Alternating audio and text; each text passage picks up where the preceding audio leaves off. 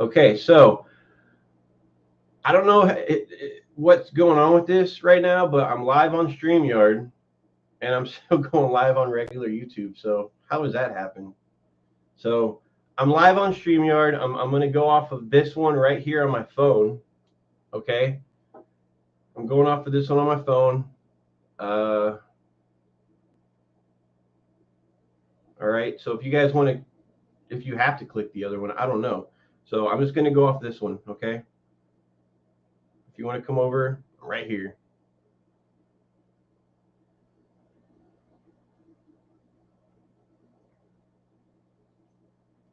All right.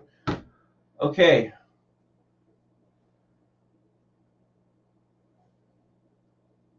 I think I'm live on this one. Yeah.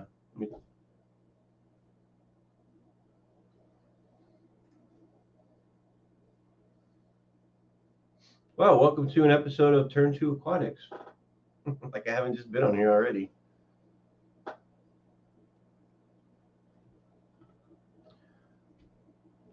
Sorry, you know, you guys are switching over real quick. Thank you. I appreciate that. Scott's Aquatics. Hey, Dee Dee, again. So I just wanted to switch over. Just feels normal. So basically, this is what I was using. Okay. This right here, this is what I was using. And it's Samsung and it's tricky. Okay. I'm trying to get the hang of it, and it's a cool little toy. I'm gonna call it a toy, but so basically, it opens like that, okay? And you got the cameras in the back. See, that was me, like a little snapshot. So,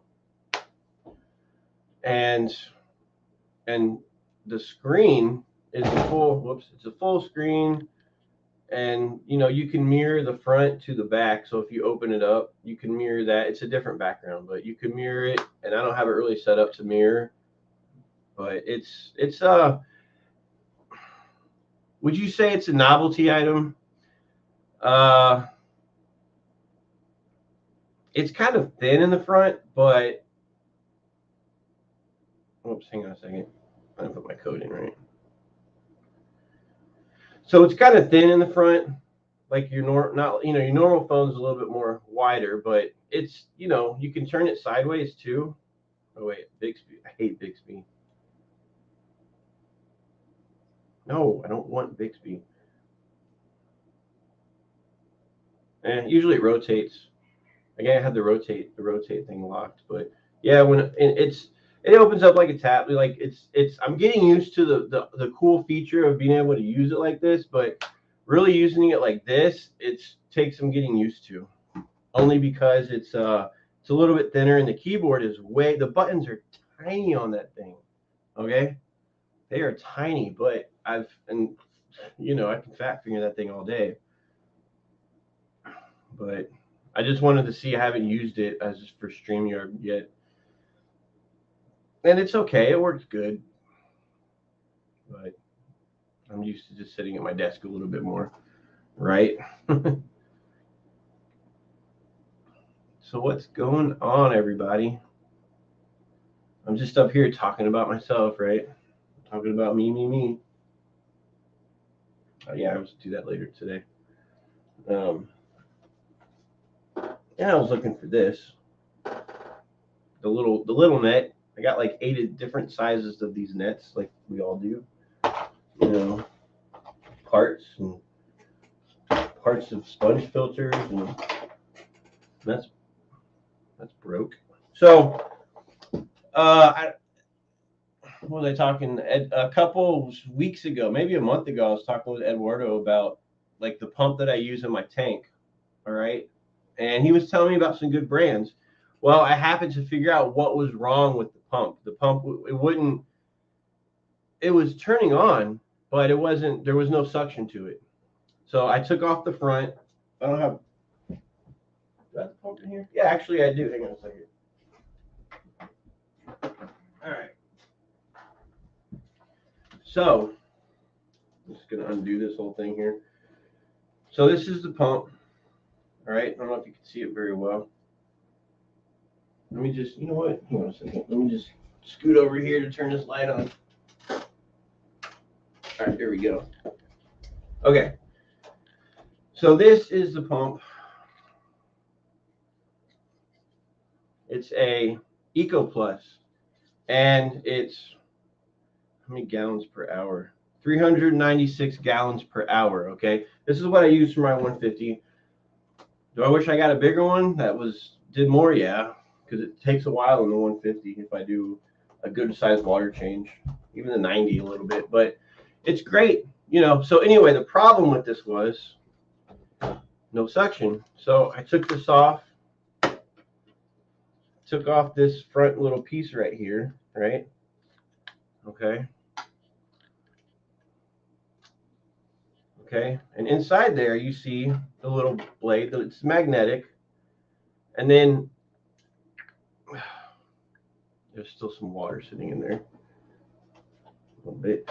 So you got inside there, okay, and then you got the little blade. That's the back part's magnetic, right? Okay. The problem I was having, I thought this thing was broke.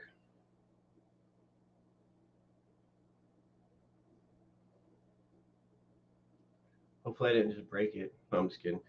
So this white rod it kept falling out, and I realized when you take this thing apart to clean it, you have this white rod pushes inside the middle of that, but there's like it clicks in. It kind of, there's an extra little, you can feel it kind of like a dull click kind of going in there. So this little piece that goes on the back of this little, I don't know what's up with that, because it kind of fell out of there. All right. So putting this thing back. So if you ever have one of these pumps that has this little white rod, it goes in further. You push it in, feel it, but push it more if it just happens to be this brand. Okay. So hopefully I think that dark piece on the back of that goes in the back. I'm thinking flashlight. Okay. Yes, it does. So I'm not trying to bore everybody here, but like I said, if you get in there,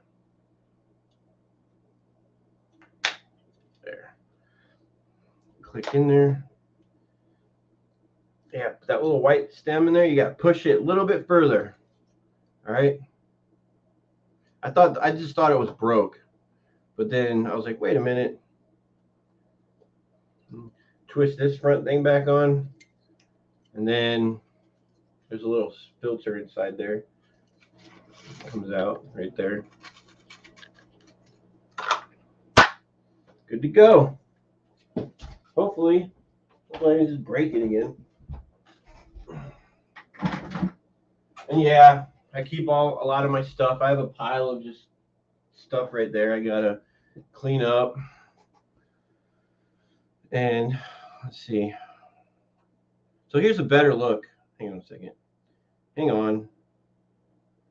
Let me turn this flashlight off on this thing. There we go.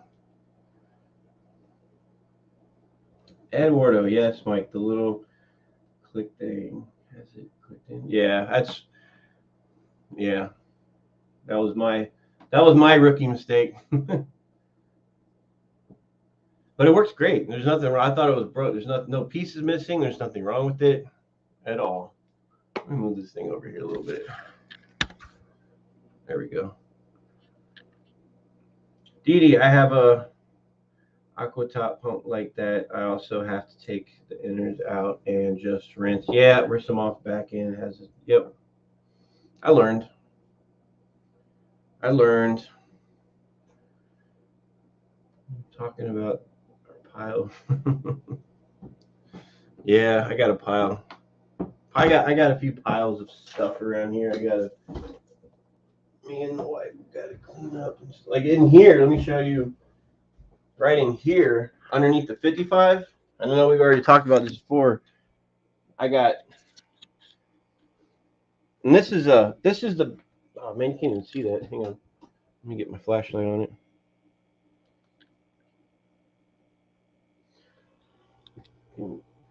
This is the back of the. Let's take that out of there. I'm being stupid. This is one of those hang on the back filters. It's a good size one too. I mean, I'm not even using it. Why? I don't know. I don't know why I'm not using it. I should. And then I bought this at Home Depot a while back, and I think I had it in the quarantine tank for like a hot minute. Never really used it after that. But it's like 4-inch diameter. I think, is it? I don't know. So yeah, 4-inch. You can see that 4-inch diameter right there. And it's sitting right in here. And these boxes are just like I don't even know. I forgot what's in them. I forgot what's in those things. To tell you the truth. I'm horrible at that. All right.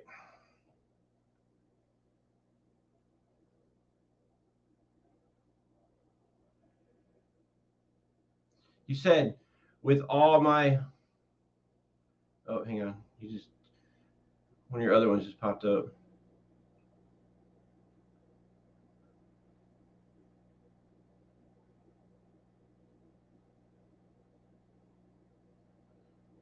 Hey, Muppet, what's up?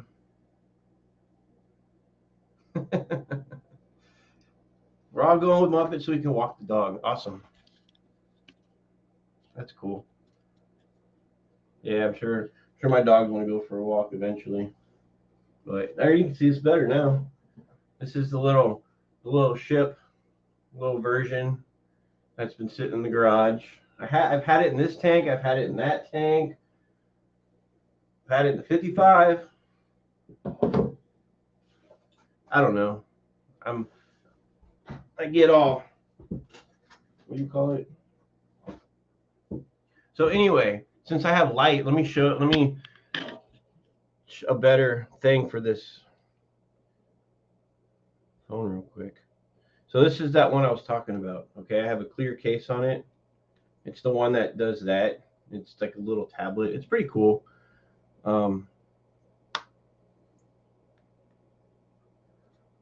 But I mean, really, I'm still used to a regular phone. I have to get used to this one. But you just sit there and open it, close it all day. But people are all like, "Oh, the screen's going to get messed up." Well, you know what?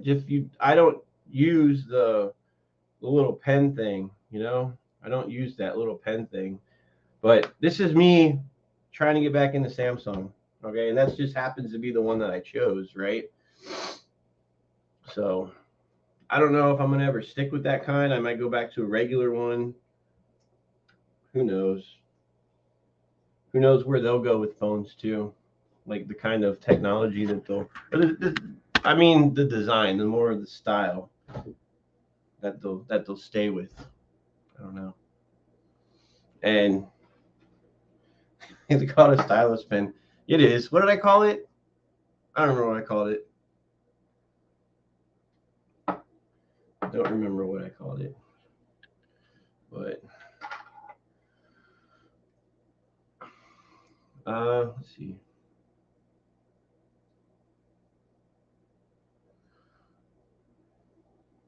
A pen thing. Yeah. It's easier that way. You know?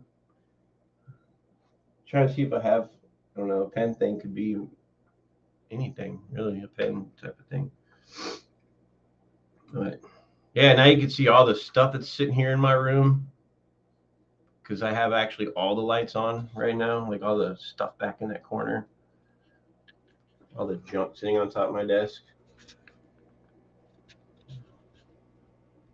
all the stuff around in my office. I never use that. TV's never on. Look, I even have my logo on my clock up there. It was just one of the clear stickers that I put up there. That's all. You know.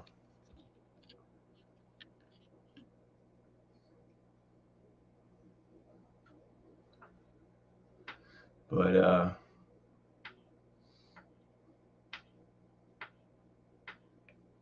how's that walk going? But yeah, man, it's actually not bad today outside. It's sunny and it's a little cool outside. I was gonna do some yard work. Honestly, I just don't feel like it. I don't feel like doing it today. Maybe I'll do it tomorrow.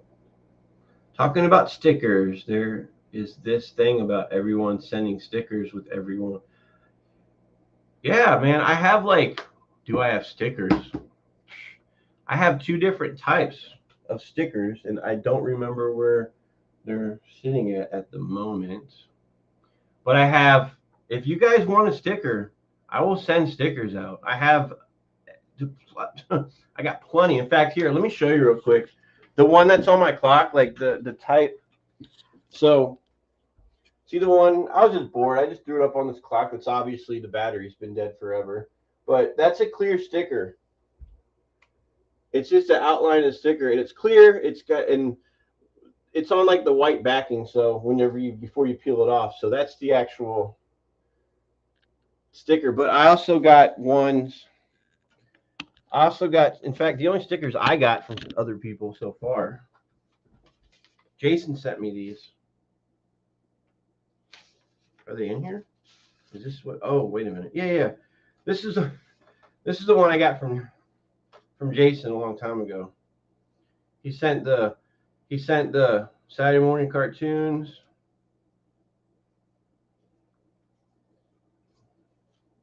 And he even said this the other day on his streams. He even sends the 503 Aquatic Santa stickers, right? So that they come in the pack. That's the only ones I've ever gotten. So, but do I have stickers? Yes, I do. Yes, I do. I got stickers. And now I want to go find out where they're at so I can show them to you. Man, okay. Actually, you know what I'll do? I think I know where they're at. So, I might go grab them real fast, but I just wanted to kind of. They're just downstairs, just to give y'all a view of this travesty over here. I'll be right back in like 2 seconds, kind of.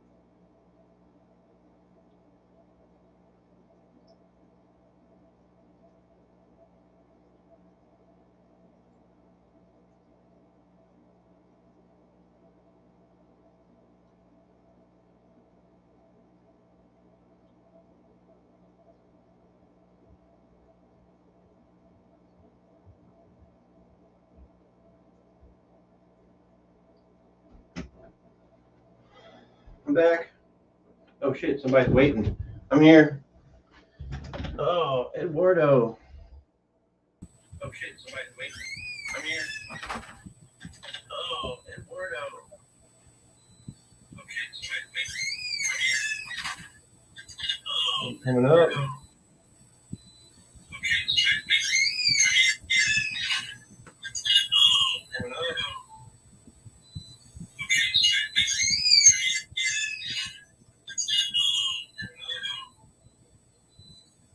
Can you hear me?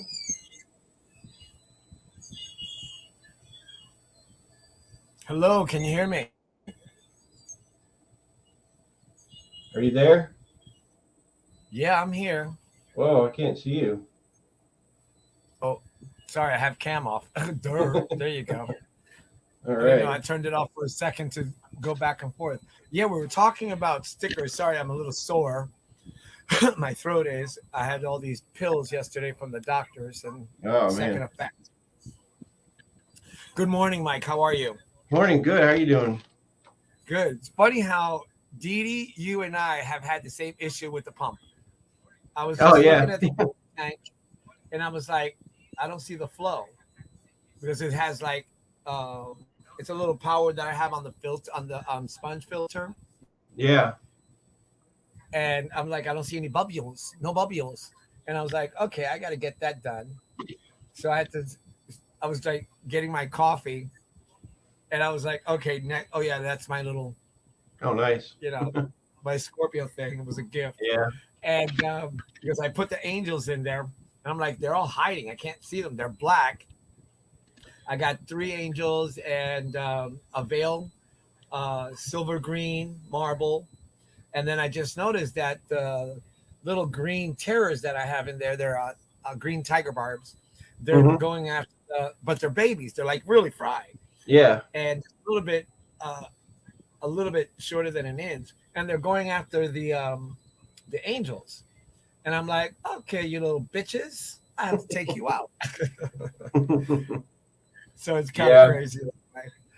And but I just fixed the pump, and it was again, it's the Christmas moss that I have in there gets stuck right where it sucks it up, Mm-hmm. where it connects to the because I have a long tube, and then I have the pump on top, and it sucks up, so it sucks up for the filter, and then circulates in the water, and the moss gets stuck in there, and I'm like, I gotta constantly check it because if I don't see no bubbles, that means it's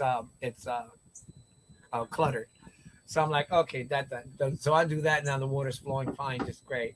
And then now the angels are out, and now the angels, the black angels, are about from top fin to bottom. Uh, I would say they're almost 2.5 inches. And I just picked them up yesterday. Again, I went out for fish food after the doctor because it was Yeah. near where the LMS was. And then I was like, okay, I got me some. I haven't tried this food yet. Hold on, let me get it for you.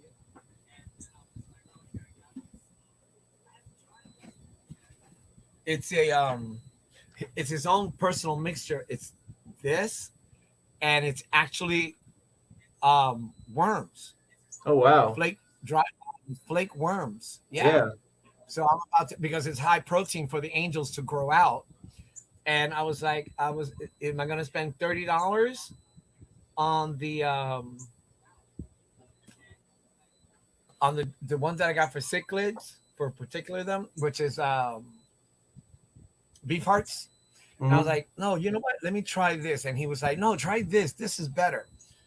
And I'm like, okay. And I'm like, good.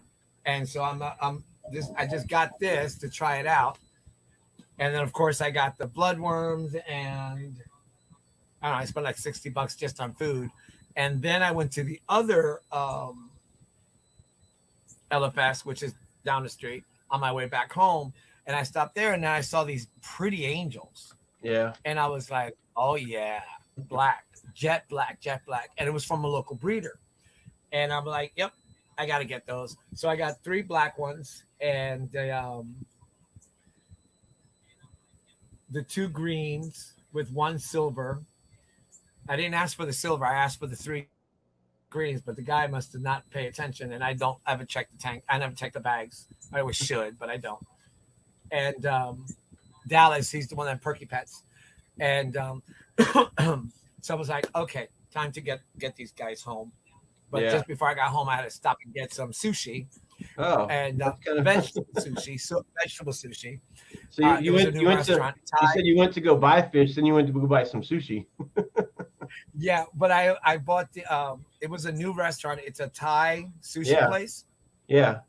But I'm not a fish eater or something like that. And I just have fish in the car and I'm like, you know what? I'm not gonna eat fish. So I just got some avocado sushi Oh, okay. and Okay. I got you. and Thai chicken and Thai with chicken. And Thai food's good. pad Thai, sorry. Pad Thai. It was really, really good. There's a place outside the base, like where I work at, like down the street here in Norfolk, Virginia. Little Yeah. Thai restaurant, man. They got like the best like chicken pad Thai. Oh, God. yeah. They don't use fish oil. I like when they use peanut butter oil. Yeah, I don't know what they use, but man, it's so good. It should be peanut butter oil because it's a peanut butter. They do add peanut butter crunchies on top of it. Yeah. Anyway, it was really, really good. And normally, the first time I had pad Thai was in Chicago with my best friend, which Mhm. was down the street. Excellent restaurant in Chicago. And I fell in love with pad Thai. I just fell in love with it. And but there was you had a little pad Thai, then you had the little broccoli with chicken, and then you had some miso soup. It was like a whole lunchy kind of thing. Yeah. And but when I went to this restaurant, it was like a bowl of pad Thai. I mean, like that's all you got was a bowl of pad Thai, and I was like, Yeah. "Holy shit, am I going to be able to eat this?" But it was so good, Yeah. I devoured the whole thing. I had not eaten all day because I had gone to the doctor earlier that day to go get my physical and blood tests. I had high blood pressure, which I never had before, Yeah. and I never suffered from anxiety at all. Never, ever in my life. 23 years old and I never had anxiety. Get it? And because of the accident and the issues with the car and then them blaming me as I'm at fault and my insurance covering everything and me worrying about all this stuff, not to mention all the English coordination for the testing at school. It's just a lot going on at one time. So I'm like, now I have to literally go like a mile away from where the accident happened so I don't get that anxiety getting to that accident area. 40 years driving, never had an accident until 2 weeks ago. Yeah, I didn't hear about I missed it. Yeah, it was on Wednesday. I was on my way to school, and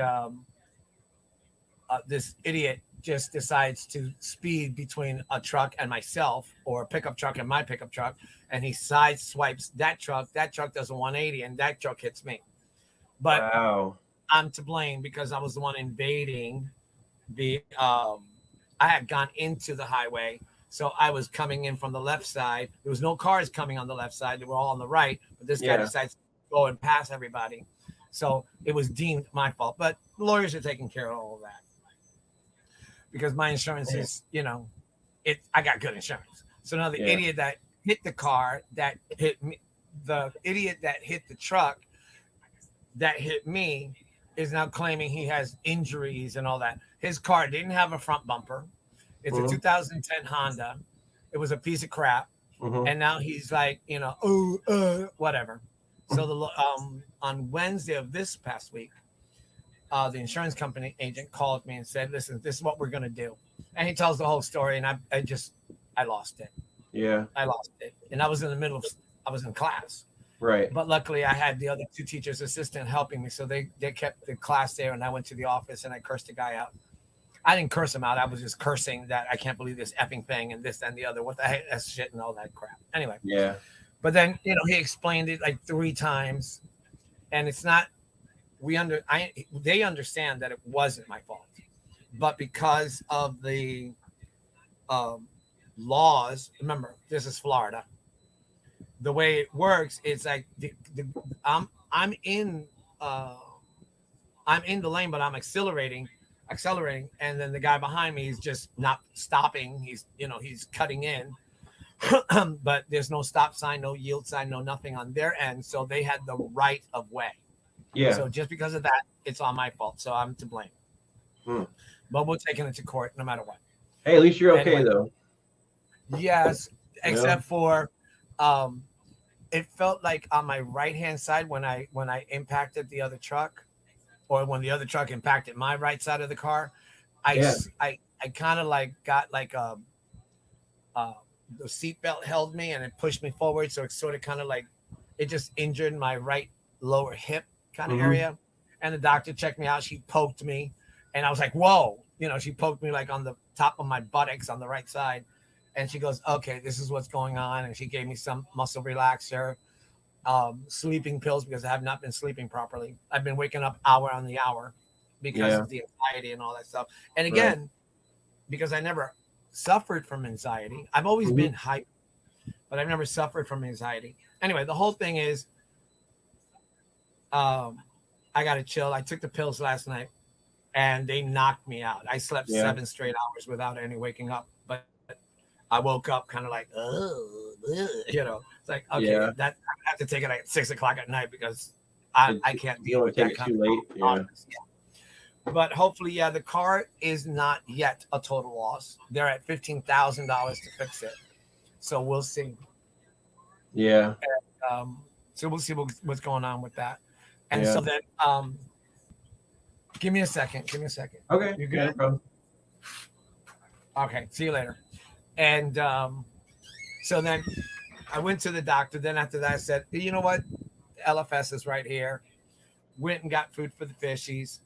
And I was like, oh, look at this and look at that. And I got some new golden tetras. And I was like, okay, I'm not going to buy any more fish. I got the golden tetras, and I said the neon tetras. And I was like, okay, going. So then I had to stop at the other LFS because they're the ones that carry this, which I didn't try this one. I had the other one that has a mixture. And then they also had the big one with the bloodworms, and they sell it really, really inexpensive. Only, let's see if you can see it. $14.99. $14.99, yeah. That's really, really cheap for the big one. And I use this a lot. And because I feed every third day, I feed them bloodworms, dry bloodworms, or the angels and all the other fishies. Yeah, I need to get some different types of food too. Yeah, I have like tons of different. I have this is the second bottle of Extreme that I have. Not to mention, I have krill, Daphnia, you name it, I have it all in there. Yeah. I don't know. It's just I feed my fish better than I feed myself. So it's kind of cool that way. So you mentioned earlier. You mentioned you're mentioning stickers. Yes. I was going to talk about that in a second. So these are the ones I've had these for. So they're clear. So the backing's white. Okay. Cool. I got a whole bunch of them. Like so the backing's white. The camera so we can see to the right. Oh yeah, those are cool. So here's what it looks like. I mean, I just kind of have one on the side of my computer tower. So that's basically nice. Oh, so they're clear. So when you put it on, you can see the wording. Oh, nice. Yeah, it's just the white backing. So yeah, I've been telling people like if I'm all good for just like sending them out. And I have another one, like how like when you see on chat how where did you have them made? I like that one. Stickerapp.com. Okay. Yeah. And I've had different types of stickers made in the past through those, but my other one I just had recently made, on live chat, how you see people's pictures, it's like a circle. Yes. So mine, if you see, I have a circle one. Yep. I have a circle one. Yeah, I have a circle one that has a logo, and then if you look at my circle one up in the corner or wherever it shows up, it's like has the blue on the right hand side. Yep, I see it. So that's the other sticker. It's just black and it has blue swirl with the thing. So I can't find where there's around my house somewhere. But if anybody wants them, I've had these just sitting around. I have a whole bunch. I meant to give them away anyway. So if I still have them, what I'm going to end up doing is in September, I'm just going to bring them all with me. Yeah, that's what we're thinking of doing, taking over to the Clash. Yeah, I have a whole bunch. Just here you go. You want some? Yeah, we're gonna do that. Yeah. Yep. And like I don't know if there's anything else that. So and then there's another topic here that I don't know. Okay, so you remember how John and Lisa are supposedly moving down to this area where I'm Yeah. at, kind of. Right. Well, They're gonna be close to you. Yeah. yeah, like across. They're in North Carolina, across the border. But Right. and they mentioned on their last stream that they they had a couple people I guess helping once they get their tanks down there to set them up, and Right. I put a thing up there. They don't really know me, but I'm just saying, hey, I'm in the area and part of the fish fam, whatever. And I just kind of put it out there like, if you need help, I got a huge wooden thing with some sturdy wheels, or I have a truck, whatever they want help with. I'm just more than happy to help them. Oh Obviously, yeah. just for something to do, right?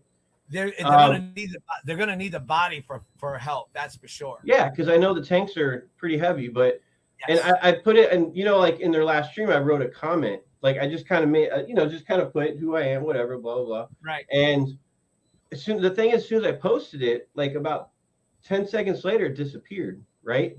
And I don't know I don't know, and it never showed back up, so I don't know what that really means. If they Well, have, it could have been if that they Ahmad closed erased out, it. what's Ahmad that? could have just deleted it. Ahmad could have deleted it.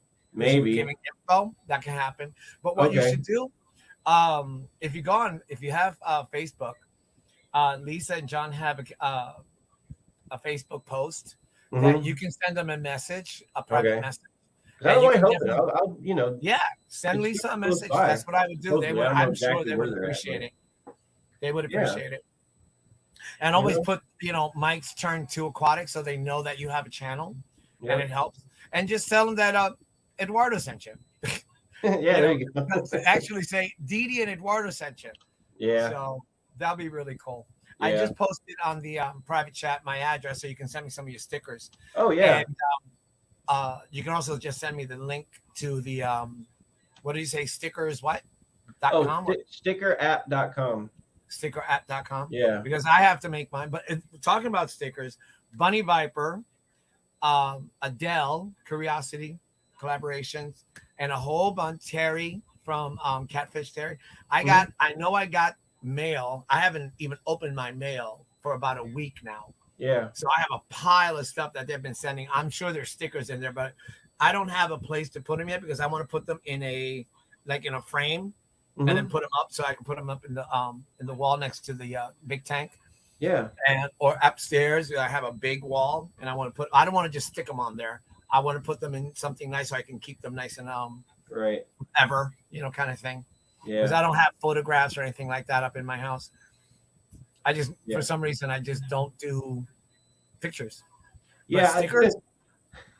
I never did like downstairs we have like I never did pictures of my house, and when I got married or whenever no before that when we started living together, she's like you have such a bachelor place, and I'm like, well, of course. I mean, this is like Yeah. 12 14 years ago, right? So and now it's like she has family pictures up and both of us, and I'm like, all right. Correct. It's a Puerto Rican thing, Mike. It's a Yeah. Puerto Rican thing. My sister, I'm the memory guy. I'm the one that remembers things as they occurred. And my sister has pictures to prove it. She has a wall and in her home in PR, a Mhm. complete wall that goes from the back of it's like the wall that divides the bedrooms from the kitchen. The Yeah. whole wall is just on both sides is just all the pictures from all the family. My my wedding picture, my mom's wedding picture. She has all that stuff up there. So she's the memory holder, Mhm. and or by the photographs, and then I'm the one that remembers. Yeah, that's the way it happened. Yeah. So, but yeah, I call it a Puerto Rican thing because mom has the same thing. I think it's a Puerto Rican woman thing that they got to Yeah. have all these pictures, and I have maybe 2 pictures, and everything else is Disney, fish. It's like no human. It's just things. And Right. it's kind of that way. I like Yeah. it that way. I'm the same way, like just other stuff and not like pictures. I mean, Yeah, like you have the lizards. I was like, you still haven't put them up yet? What is up with you? I don't know. Yeah, I I got know. them. But like you said, you want to put them in the lanai or the porch. That'd be really cool. They're porch items, so that's actually They pretty cool. are. I just don't have. I have a concrete slab, and that's Right. it. But I have plans. I want to like make the backyard nice and like awesome. You Right. know. You said you want to screen it in as well. You said. I do, but I want to like when you walk out my back door is a concrete slab. Get rid of that. Either put a concrete foundation or some nice pavers, and then I would like to Right. get when you walk out about 15 feet away from the house or 20. I want to get like one of those, like a little building right there that has double doors to open up. It has the windows you could go in, and it has like I don't know something for me in there. Oh, you mean like a he shed? Oh, a man cave, Yeah. something like that. You know what I mean? Like Yeah. and if I can get power ran, well, I will get power ran. You to will. it. You can. Yes. And I could put like I don't know, maybe put in an insulate, get it insulated. You know, Yep. it's big things in my head for something like that. Well, But- listen, funny how you're doing the same thing because Dee Dee has a she shed Yeah, where she keeps all her when she does her sewing and stuff she was talking about, and the shed that's going right here on the left hand side of the house, it's all for my storage stuff because Yeah. I actually have two. I rent two storage places a couple of miles away just to keep stuff, my school stuff, Christmas stuff, outside decoration stuff, because I have no garage. I have a marquesina or a carport, yeah, and it's not covered. And so I'm like, okay, the shed has to go here. That I want to put the garage on that side where the carport is, and then get rid of the two storage areas, because I mean I got the closet upstairs. hmm They're packed. I mean, like you can't even stick dust in there. That's how packed they are. yeah, And it's like because I mean it's a nice house, not as big as yours. That I was saying all those walls, and I was like, fish tank can go there, fish tank can go there, fish tank. Like when you're going up the stairs, yep, definitely one there. yeah, Because when you got a nice big house, I'm just thinking where I can put fish tanks in, yeah. and because a lot of Well, we were on Zillow, like on the website for looking at Yeah. how, like we were going like Friday night, we were just sitting there, had it up, put it up on the TV. We were going crazy just looking at houses in Puerto Rico. I know. You know, And you're thinking of Guayama, and Guayama is actually pretty cool. The area is growing.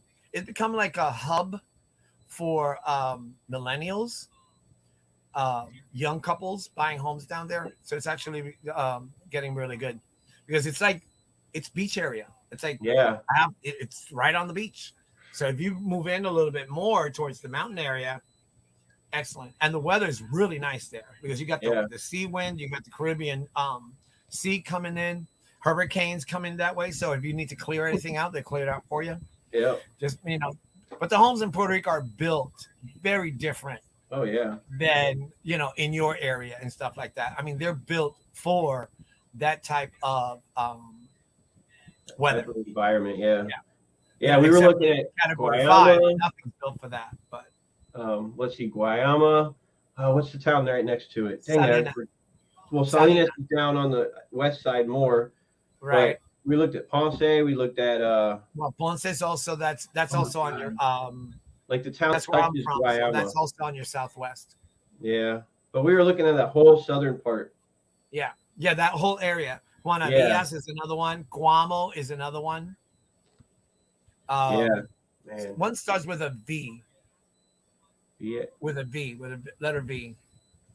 Oh my God, I can't think of it right now. Villa Alta. Viada. One of those. Yeah. And, I can't think. There's 75. Is it like Videa? Videa? I don't know, but Padilla. Padilla. Isn't that more up like inland? Yes. Yeah. A little bit up. No, so remember that Puerto Rico is like, let's take the frame of the my picture. Like where my nose is the center. That across here is the mountain range. Then down here is where you would be or where I'm from. And then up here is San Juan and all that other stuff. Yep. Remember, it's only what is it, like 50 miles wide and 100 miles long. That's really all Puerto Rico is, except that it's all mountainous area. There's a lot of curvy, worvy things. When we flew in there, when I went there last August, we flew in. Yeah. We got our rental car. We drove. We took a. I told her had her take a wrong turn by accident. We were driving instead of taking the main highway. We ended up going these curvy roads all through the mountains, just like going like this. And I was getting, man, like she was driving for a while, and your stomach was like, huh? Yes, I'm sitting there, and I was like, you need to pull over for a second. Yeah, it's a very snaky road. Yeah. And Route 1 in Puerto Rico circles the entire island. Oh yeah. Route 1 goes around. You were taking the highway, which cuts down, but which is like almost straight, but it's still curvy. And if you're going on the east side of the island, where Luquillo is down this way, that's the long way.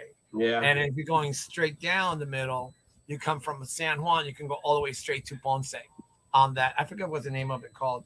Well, they call it la autopista, which is highway.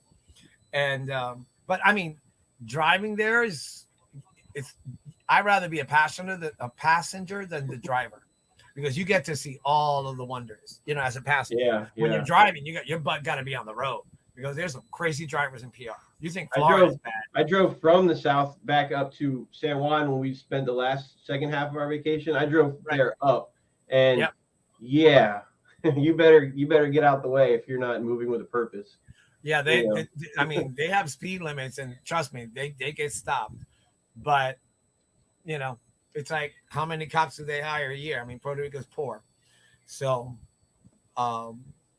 it's sort of like that. I mean, it's a beautiful area. It's a beautiful island. I love my island. I love that more than I love any other place in the world. But can't live there. Can't afford it.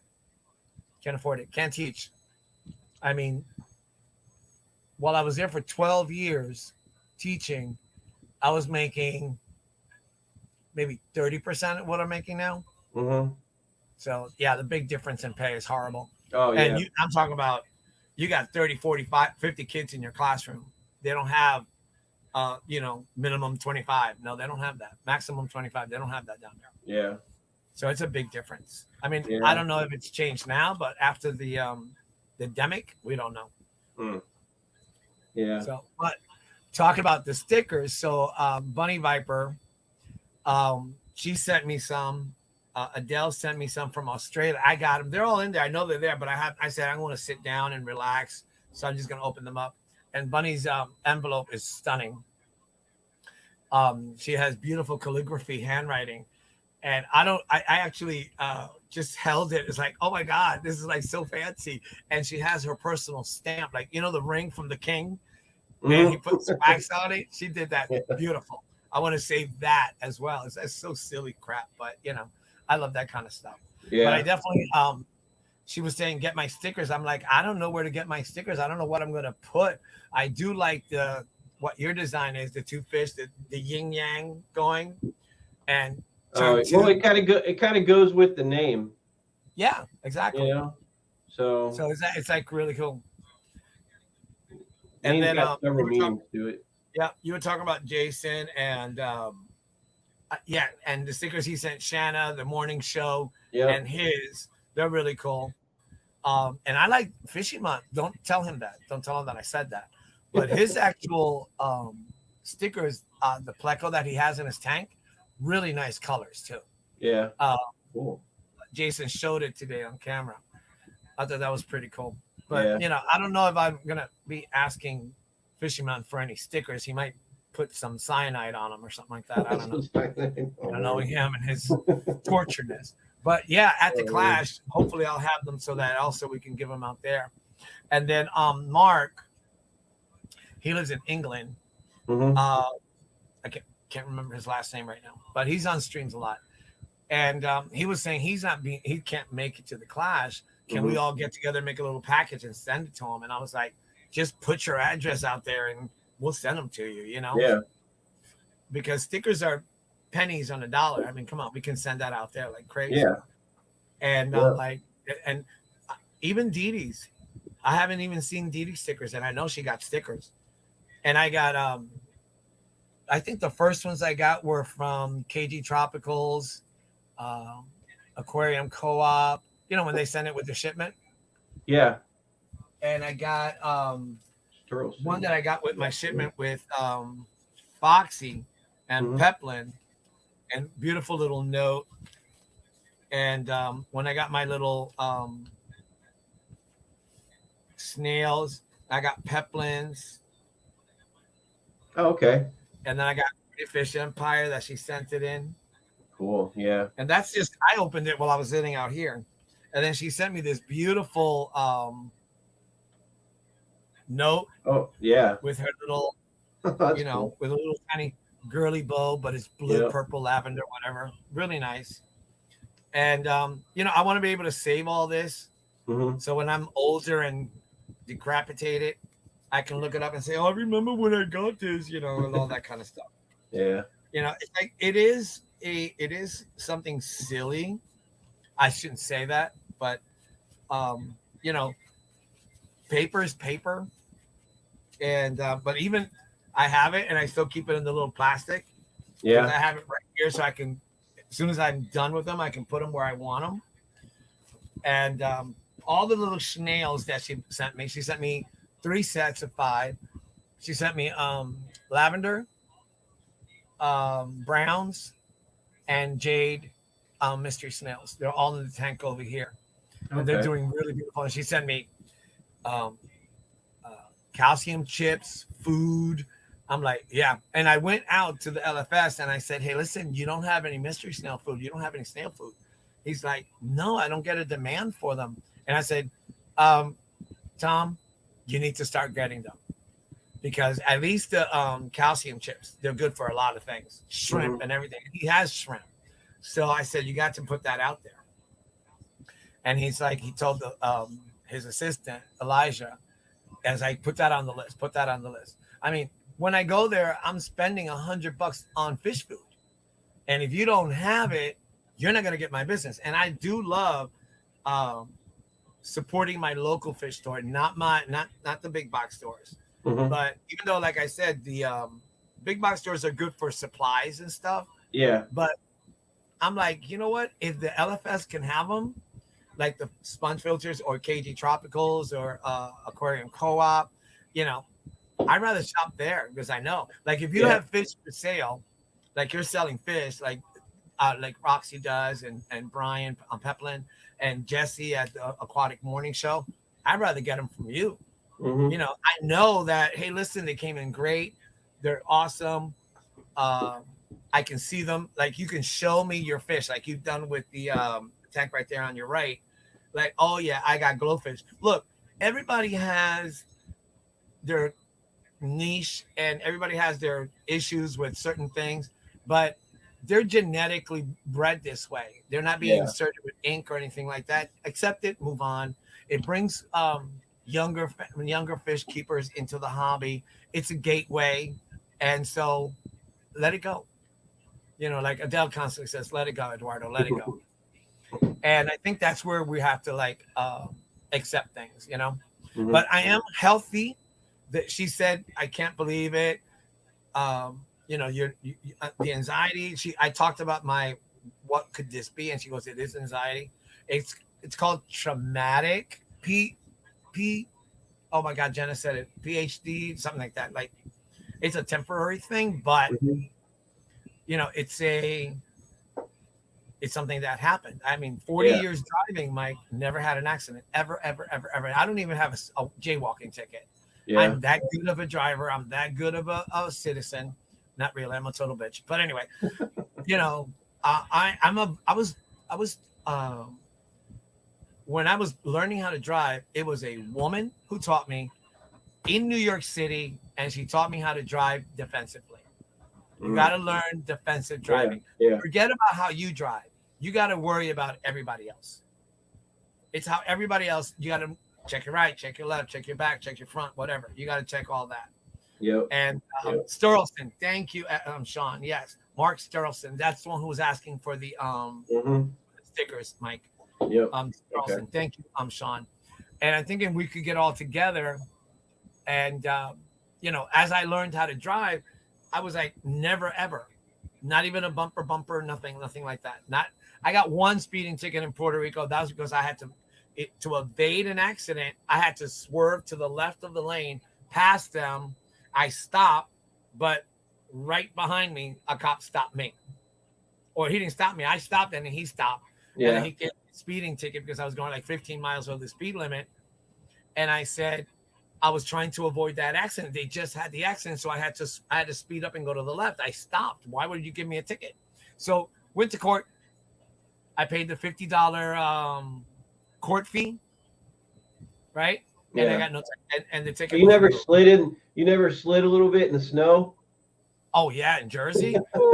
Yeah, I did. I was going up. I was in Glen Ridge, New Jersey, going up to Upper Montclair. I was going to the Upper Montclair University, and it was a little hill. It was up and like that, and I skid. I mean, I was skidding, and I hit the sidewalk, and the car just blocked. Poop.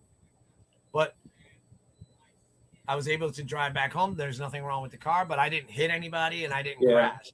But I did. It was scary because right I've done that a few times. It was a brick wall. If I would have hit that wall, that would have been the end of it. But and skidded, but bumper. I had a couple of people hit me in the back, but no damage. No, you didn't have to call anything. It was, no dents, no nothing. It was just like a tap because they have they skidded it a little bit or whatever. But an accident, never. This was the first time, and this was traumatic for me. I mean, I could have died. I could have died. And, at my young age, at 23, like I told you before, right. I don't want to go this young. Oh, yeah, Debbie, I would love some stickers. There you go. Debbie, send, you got my text. You got my number. Send me your address. I'll send it. I'll type it for you, Mike, there in the private chat in StreamYard. And you can send Debbie Holding. Yeah. And I also have a Gmail account, which is just turn2aquatics@gmail.com. I also have. Why don't you put it on chat? Put it in chat. Yeah. Put it in chat so they can email you with their address too. Or actually, Sean could do it. S should do it. He's a mod. Oh yeah. Sean could do it if he has your email. Do you have it on fishfam.com? I believe I do. Yeah, it should be there. Yeah, they have all the links there. All the actually, let me go double check, make sure. Fishfam channels. Let's go find. Oh, by the way, cute little pin you had, your little face smiling in the background there. For who, me? Yeah, on your live stream. Right, yeah, because it comes up, it's like 3, 2, and I'm like, oh, this again. So I was like, Right. I'm looking at Mike's. Copy link, show map, website, email. Yeah. Debbie, if you're listening, you can go to Mike's Turn to Aquatics, and he has an email right there. My email is there as well. You can just send us your address. Anybody in chat who wants stickers. You too, Barbara. Trying to figure out how to get. She had to make toast for her hubby. I thought she made toast of her hubby. I'm sorry. I read that wrong. But so yeah, the pump I gotta constantly look at. The angels are flying out. They're not nipped yet, but they tend to, and I got a veil in there, a veil, which is about this big from top to bottom, but I don't want them nipping them. And I know that tiger barbs are nippy, but the green tiger barbs are not. But these turned out to be. Ooh, Brichot Brett. Okay, Barbara. Now you just said two things in 2 words that I love. I love Brichot and I love bread. So in my email, send me your address. I'll send you shipping costs. Make me some bread. Bex did that. She actually sent me bread. That thing was so good, Mike. Yeah. So good. Oh God. I think I ate it within a couple hours. Oh man. With some cheese and what is that? Brioche? Brioche. That's brioche. Yeah. Brioche. I know. I forgot what that kind of was. I've had it. I just forgot. Yeah, it's like a hard crust, Yeah. but it's nice and soft in the middle. Okay. It's like, Just oh, it sounds really good. yeah. And then when you toast it a little bit and you put some butter on it and some cheddar cheese, because see, Oh man. I'm sort of like a bird rat. I would eat bread and I love cheese. So it's like Yeah. that's if Doctor ever tells me you're not allowed to eat bread and cheese, I would be like, yeah, whatever. No, that ain't happening. If you eat another slice of bread and cheese, you're gonna die. I make sure that I'll eat a pound of cheese and a couple of loaves of bread. So when I Yep. die, I go stuffy, you know. Right. But yeah, I don't know what it is, Mike. When someone says you can't do that, You just want to do it. Yeah. I'm just more to do it. Yeah. Yeah. So it's that kind of weirdness. But it's kind of like now you were talking about the polar cichlids that you have, the polar convicts, Yeah. and you have a couple of fry already growing out. But were you able to take them out of the tank where they're breeding and then put them in the other side? Yeah. The this was a while ago because they're already like about Right. like They're actually pretty big now. Yes. yeah. So when they were all in the bigger tank, and I told the wife, I'm like, I can't save all these. I'm not going to save all of them, you know. So she's like, just get a few. And I was like, all right. So I had like 3 of them. So I got 3 in that tank back there, which has the tiger barbs, the gold, it's got some green barbs, gold. I guess they're called gold barbs. I don't know. And, you know, so they get along really well with those fish because they're all like, you know, have the aggression. But their aggression, yeah, and you have a lot of them, and they're all like a middle. I was saying they're all they're middle swimmers, so they don't really attack each other as much. Yeah, I mean, I can't really as far as I can go with this camera. No, but we got it when you got up close. Yes, okay. Barbara, you make brownies. Okay, are they okay? Watch this, Mike. Are these special brownies, Barbara? Oh God, that was too crazy. You know, she makes brownies. He made French toast for me and for my daughter and the son-in-law. I don't make bread, but I do make brownies. That's pretty cool. Food is like, yeah, I love food, and I love homemade stuff. And I don't. Does your wife make Puerto Rican food at home for you? Yeah, once in a while. What do you mean once in a while? Not every day? No. Or you do cooking? No. You do cooking too? What's that? You do the cooking too? Yeah, we both. She's all like, let me, like years ago, she's like, let me teach you how to cook some things. And I'm like, why? She's like, so you can cook things. I was like, okay, I see where you're going with this. So yeah, she's made panil. You know. Panil, yeah, that's one of our traditions. You know, it's the roast pork with arroz con gandules, mofongo, that kind of stuff. The plantains that are mushy mushy. Yeah, she hasn't really. She hasn't gone that far to make mofongo. What? How about those tostones? Just the fried ones, the green plantains. Yeah. Alcapurria. Yes, alcapurria. She hasn't made that homemade yet. Yeah, but I know she could. Yeah, that's all made from roots. I love that stuff. Yeah. But I have like me, it's like I can eat white rice or yellow rice or mixed rice with beans, fried pork chops, steak. I don't care what kind of meat, but I just love my rice and beans. That's like I love that. I do live in California. Ooh. Nice. Oh, I got a California question. This is a basic question. Is a California burrito with the fries in it, is that a San Diego thing or is that just California? Because somebody told me it was a San Diego thing, and I'm like, I don't know about that. So we'll wait and see if she puts, Barbara. Well, I can tell you that the burritos, normally the Mexican tradition does have beans. Yeah. The Mexican tradition does have beans. The burrito. The Mexican burrito definitely has beans because beans are part of our Latino diet. The refried beans things, yes, definitely. Yeah. Remember, a burrito is like a pizza in Italy. It's leftovers put together to make a dish.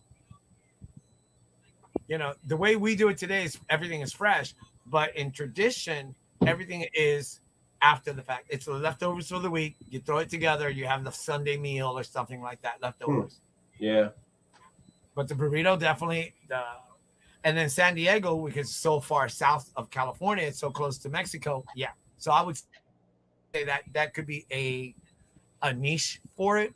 But I know for a fact, even the Texans burrito has to have green beans. I mean green beans, refried beans Yeah. or beans in it. That's that's my experience.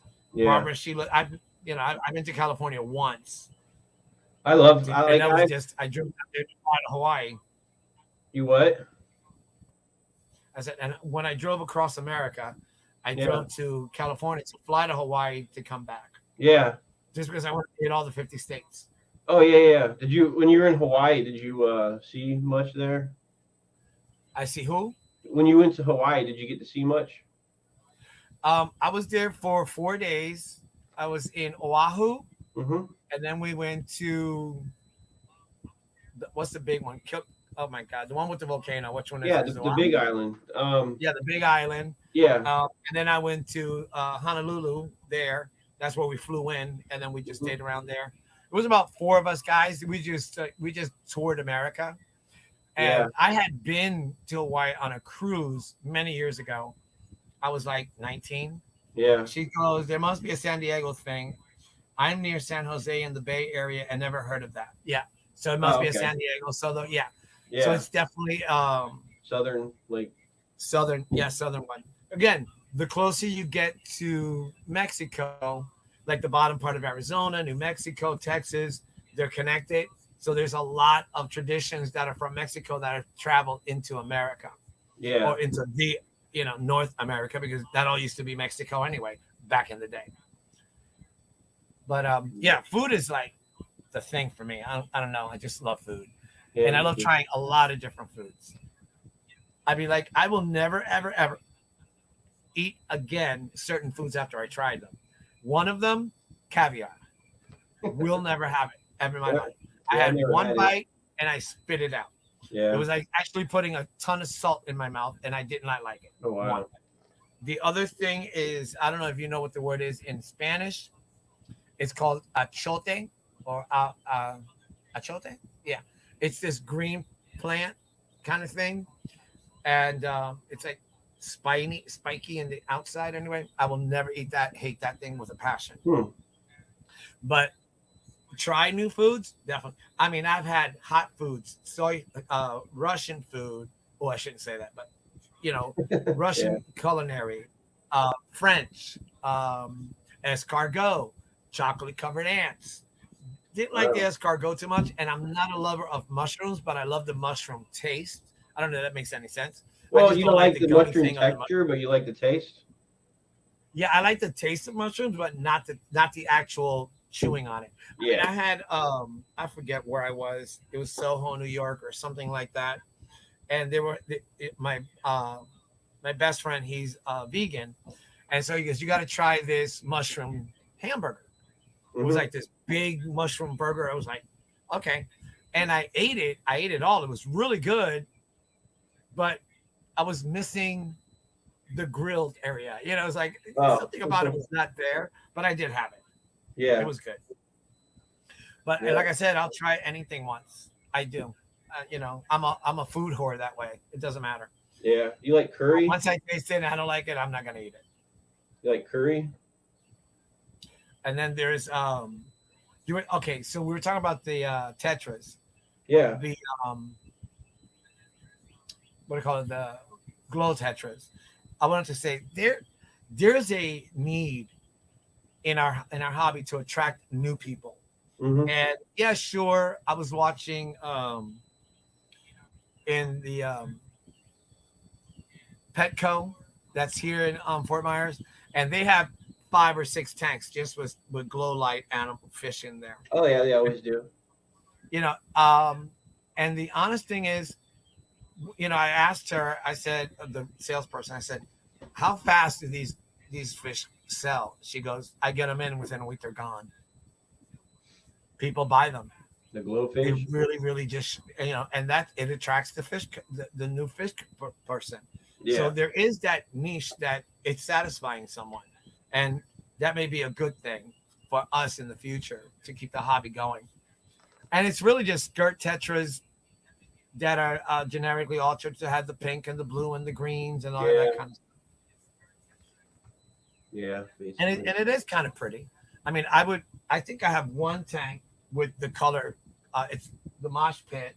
It has that neon orange, and I just bought. Oh, I went and got.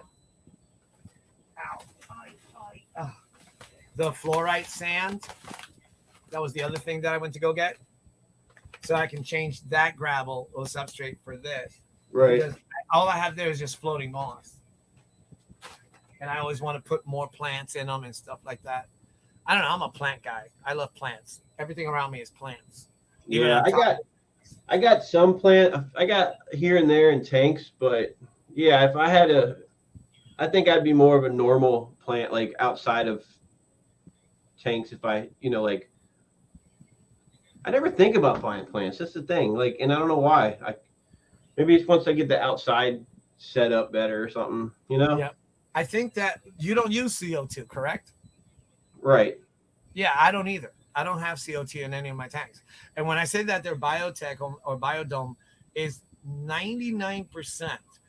There's just like 2 tanks that I have no plants in them, which is the grow tank for the baby angels and the koi goldfish 125 that I have, just that I have it in the bedroom. So when they get big enough, I throw them into the ponds outside. That's the only 2 tanks that have no. I mean, I have pothos in them. That's about it. Yeah. But even with the pothos, the goldfish and the koi, they tear that up. And then what I do is I have a lot of duckweed, and I just empty out the top of the duckweed, throw it into their tank, and they chew that up like crazy. They love it. Yeah. And so that's how I keep those 2 tanks. Those are the only 2 tanks that are not heavily planted or with soil and sand substrates, that kind of stuff. Everything else is filled with plants, moss, Anubias, Crips, Balsanerias, the curly one, pothos, guppy grass, that thing, the ones that I have from Steven they all melted down and they're all coming right back up. Yeah. Yeah, but they're coming right back up. It was Okay. Remember, he has it. He has, I think, CO2 in his tanks. I don't. So I knew it was going to happen, but I knew how to take care of them. The substrate was nice and fertile. They'll come right back up, and sure enough, they have. Now the Vallisneria was really, really long. It was the first video I did, and she went down to nothing. But all of a sudden, at the bottom of the root, and now they're like at least 1.5 feet tall already. Oh wow! Yeah. So they grow really, really fast. And again, I don't care for. I mean, I love watching your tanks because they're so crystal clear. I think it was Barbara and I who noticed. I mean, I love the shininess and all that, but I don't care to make it look pretty for me. I want to make it healthy for the fish. Yeah. So like I can leave for 10 days and not worry about not feeding the fish because there's enough bacteria in there and microbes that they can chew and eat up. And I like that stuff. Yeah, I don't do much to keep them. I don't do much to keep them clear. Huh? What? I don't do anything to keep them clear. I just do the gravel vacuum, the gravel vacuum thing, and then do water change, and that's it, and clean the inside of the glass once in a while, and that's it. Right. No, I do the same thing. I don't do I don't do vacuum as much because I like that because I put catappa leaves and natural stuff in the water so that they have that mold on the bottom. Yeah. So that they can siphon through and eat and whatever. And I do, 25 to 30 to 50% water change every week or every other week, depending. In the fry tank, I do more water change, but in the goldfish, more water change. But that's 125 gallons. So, I'll do a 50 and then I don't have to do it for another week or 2 weeks or something like that. Yeah. Because there's not that many fish in there. Most of them are outside in the ponds already. But these are small, and I don't want them to get eaten by any of the garter snakes and stuff like that. The racers. Yeah, the black racers. I haven't seen those in years. Jeez. I love my racers. There's a mound. In Florida, we have the mound in front. That's where the septic tanks are going, or where they go. And there's a mound right there, and there's a pair of racers that they're constantly having sex right there on the grass. So yeah. Well, they're I keeping always all the come other back stuff with the out. plant when I go to LFS. I don't have CO2. It is lives. It lives. Not all well. Oh, and I usually come back with fish. Yesterday was shrimp. Yes, that's right, Debbie. I saw your shrimp. I was at the doctor's when she sent me a photograph of her golden shrimp. Really beautiful. Mm-hmm. And I was like, funny. I just got to the doctor. Was going to go get food, and I ended up getting angels. And I was telling her on we're texting each other, and she actually texted, "Oh, we're missing you at Steven's stream yesterday." And I was like, I couldn't make it. I had to be at the doctor's getting my physical and all that stuff. And then Yeah. from one thing led to the other, and led to the other, and then to food, then home, and then I had to set them all up and stuff like that. Right. And it's Saturdays is my only go out day because Monday through Friday is work and home, work and home. Sunday is I gotta do laundry, I gotta clean the house, I gotta do this, I do water changes on Sundays, I do this, I do that, and it's already 6 p.m. I know, You know, right? I go in, I like doing the going on stream with dipshit, what's his name? Degenerate. Love watching his show. Love him to death. Yeah. And obviously you and a couple of others. And then after time, I'm here, but I'm doing this or I'm doing that. Yeah. Yeah. You know, I'll throw in the laundry, then take 2 minutes, run back, throw them into the dryer. Not 2 minutes, whatever, how long it takes for a wash. I don't know. I don't keep track. I just do max. What kind of shrimp did you get, Debbie? Yeah, I think it was Barbara the gold. I know they were colored gold, but a Neo Caradina, I believe. She'll tell you. But that's do you have shrimp at all, Mike, or no? I did. I had some, like whenever, and I mean when I had some, I had maybe like 3 or 4 little ones, but I haven't had like an actual dedicated tank for shrimps yet. Right. Because I don't know too much about shrimp.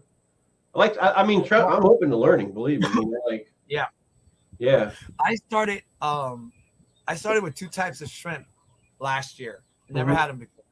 I had the lobster, the blue lobster, yellow fire. I got some yellow fire. That's what she got. Yellow fire shrimp. Yep.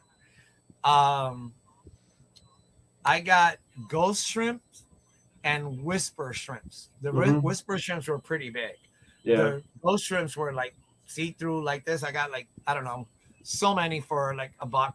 And I got a whole bunch of them, and I put them in the 75-gallon that I had set up with the 30 or 40 platies that there were feeder platies. Yeah. But I wanted to cycle the tank. So I got the feeder platies in there, and I threw the shrimp in there, and they lasted. The platies survived. Some died, but a lot survived. And the shrimp survived. But after a while, they started disappearing. And I was like, and that's my Tetra tank. Yeah. But I put in a couple of electric blue Ocaras, and they're the ones that just sucked them all up. And the tank upstairs where I had the other blue Ocaras with the whisper shrimp, they also disappeared. At the first sight of eggs from the blue Ocaras, the shrimp disappeared. I think it's because the shrimp would like walk toward the eggs, and that would be the end of them. Because the male is pretty big up there. Yeah. Yeah. They're actually pretty. Actually, let me see if I can get Debbie. If it's okay, I'll show your photo with the shrimpies that you sent me. Let me see if I can show you here.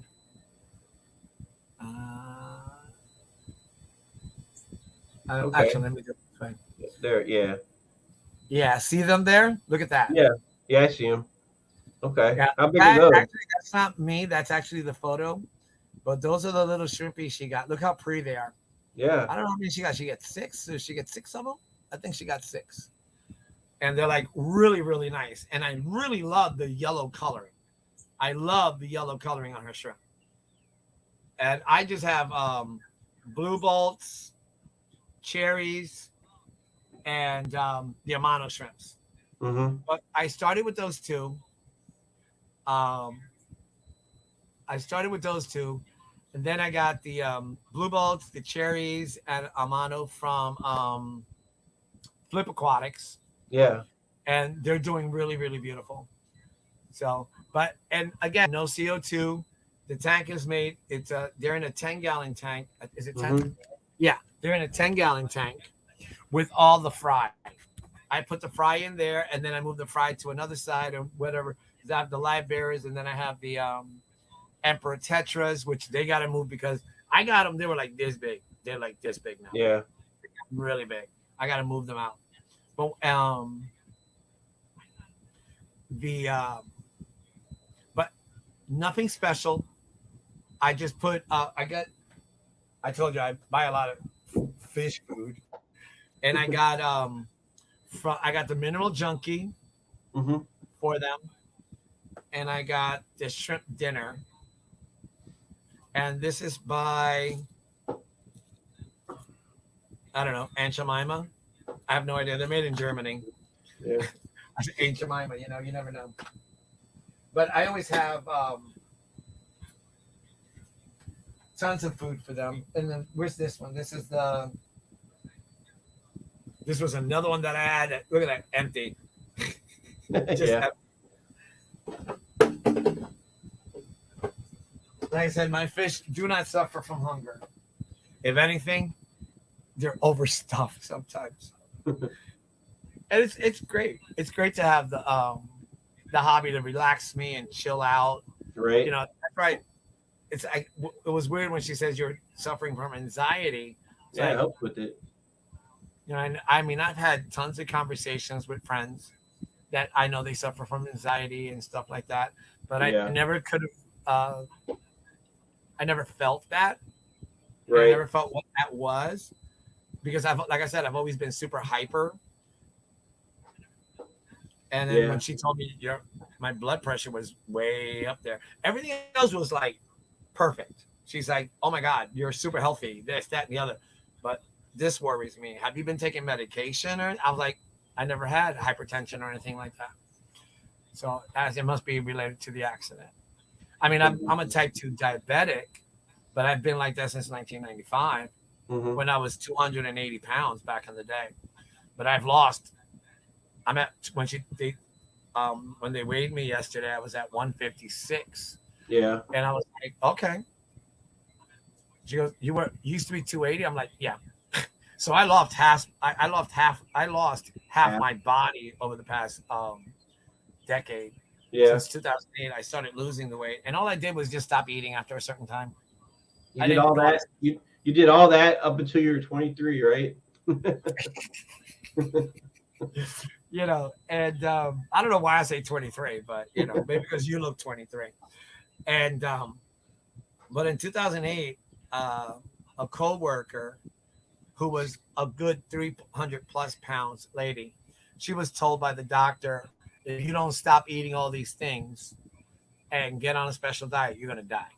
Yeah. And as she was leaving that doctor, a nutritionist Puerto Rican voodoo lady said, listen, let me tell you what you got to do. Don't listen to the bullshit that this doctor say. She told her, do yourself a favor, eat before 5 o'clock at night. Mm-hmm.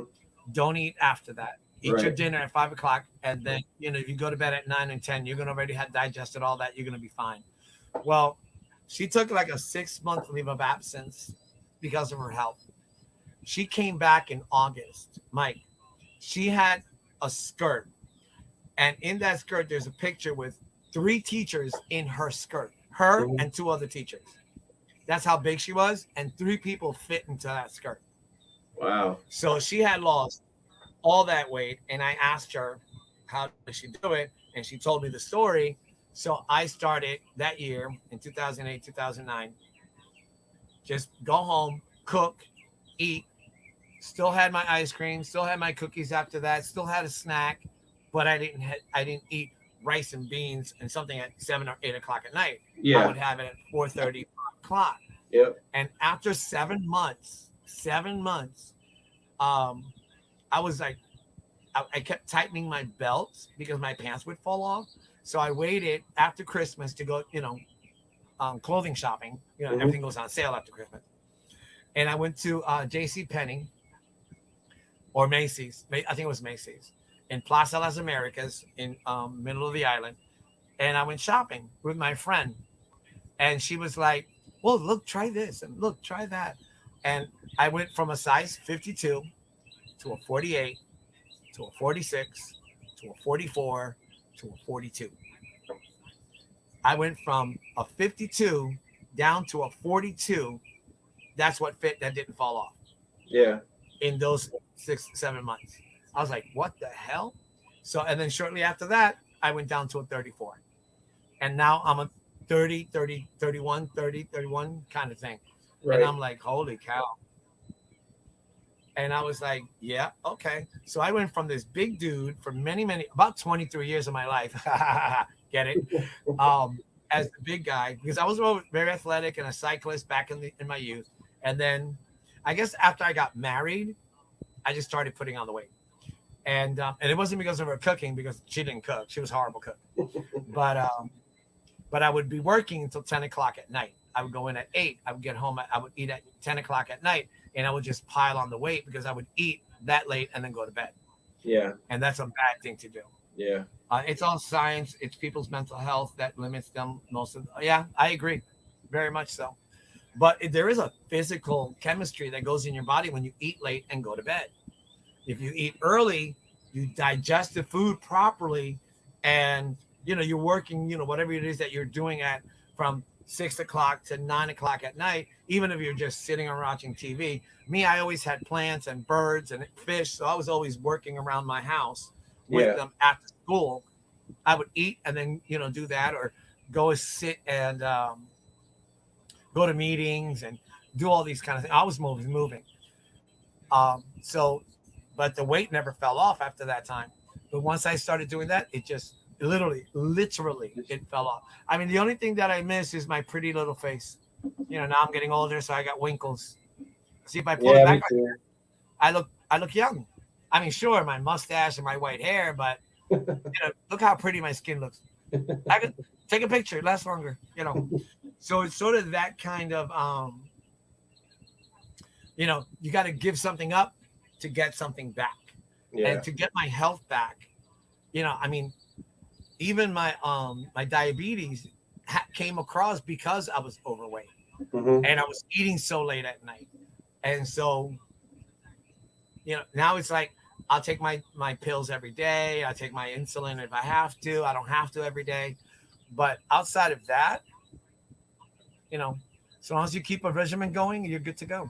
It's just like I said, Sundays and Wednesdays used to be my clean out tank day. The Sunday was mostly left for the discus tank when I did the water changes.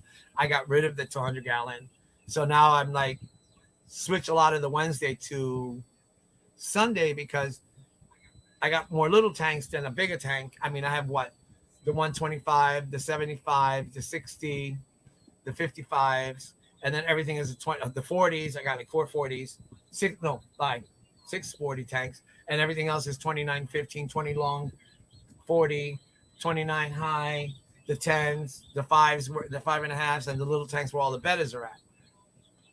So outside of that, it's just I can do it all on a Sunday and not have to dedicate most of it on Wednesday when I got home from work. So now as I just get home, I'll look at them if they need it, I'll do it. If not, I just wait for Sunday. Yeah. And feeding is and I don't feed on. I feed yes, no, yes, no. That's how I do it. Feed them, no. Feed them, no.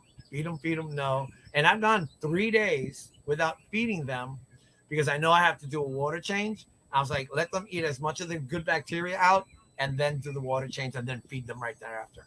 Okay. It works for me. Like I said, I've been doing it for 45 years since I was a little kid with tanks.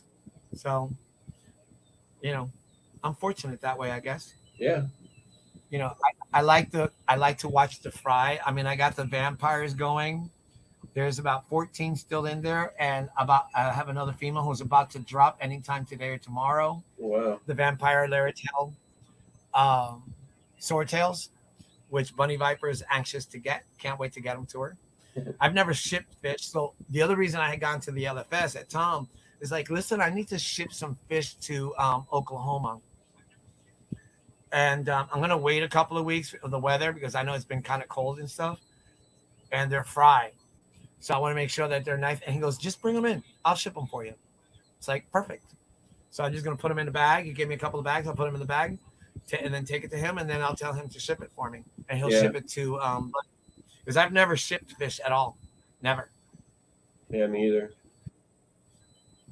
Do you have to get that special, what do you call it?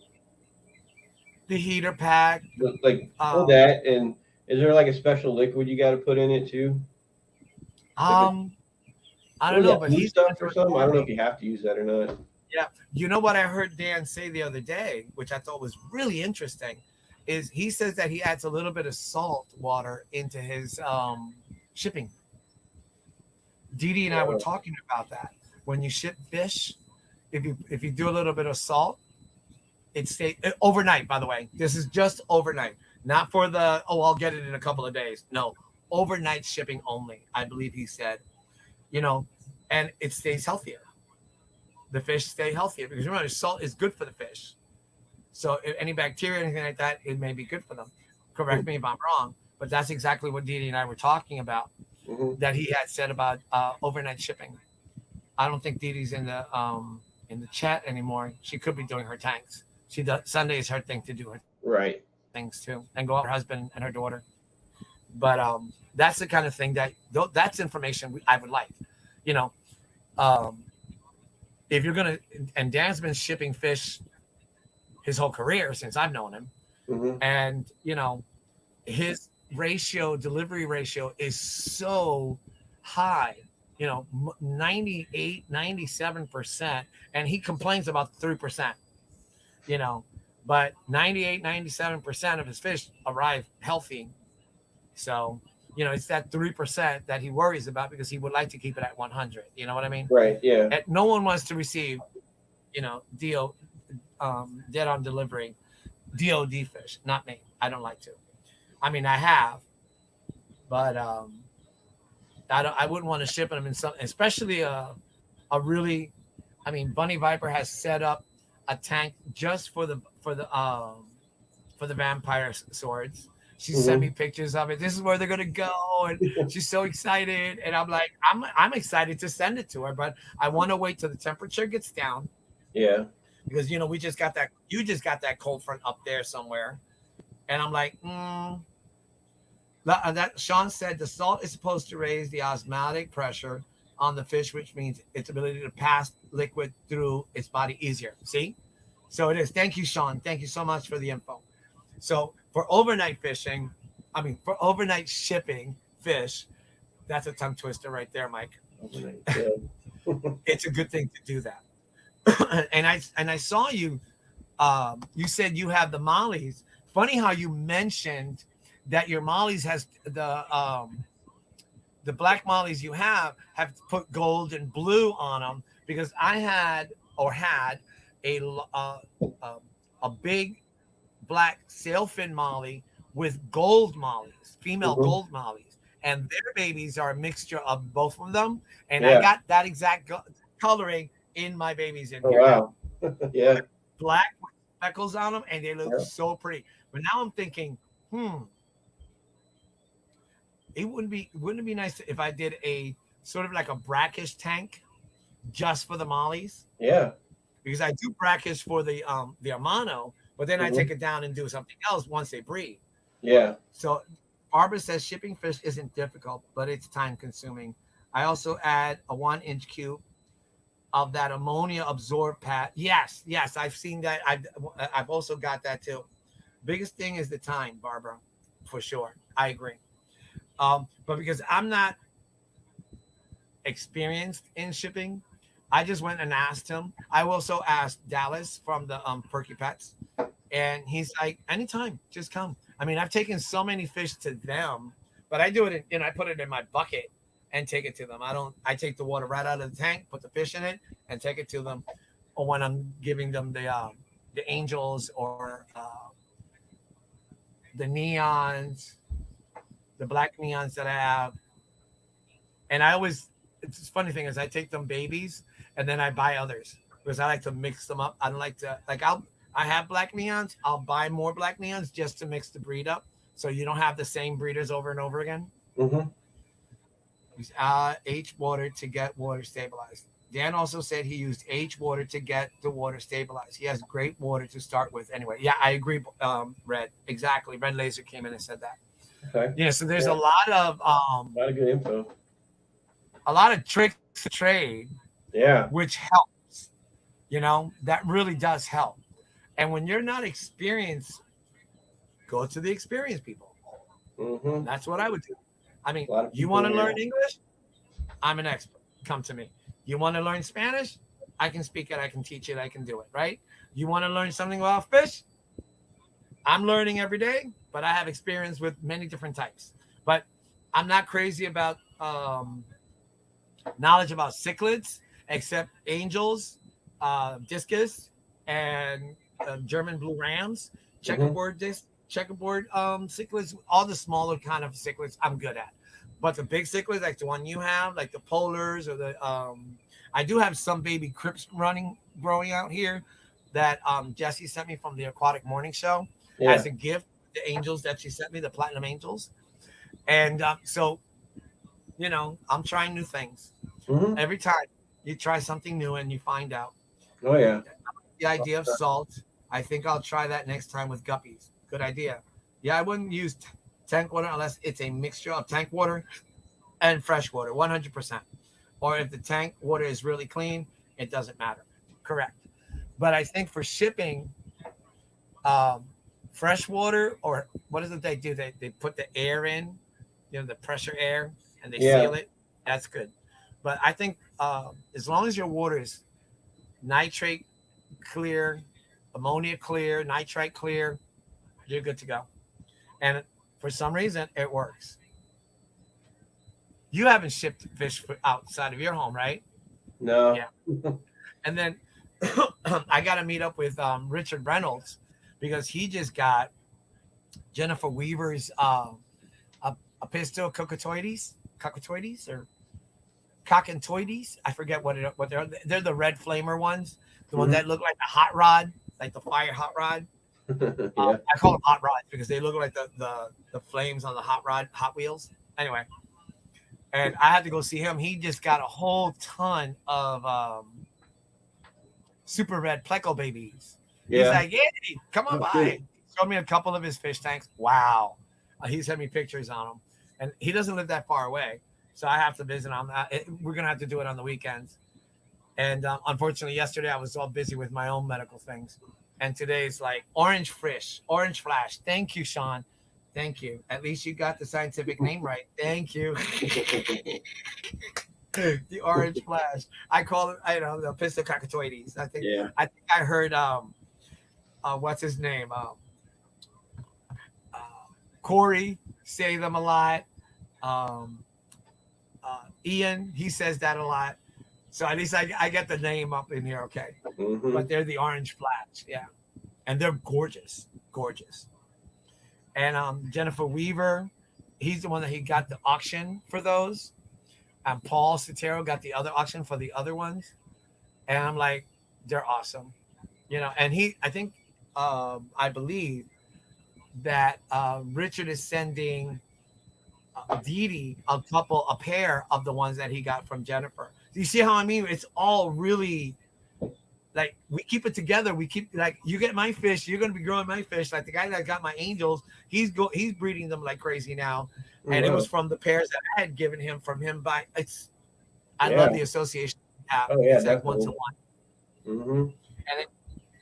and her orange flash are really really nice. I 100% agree, Sean. They're stunning fish. And Jennifer is going to be at the clash as well.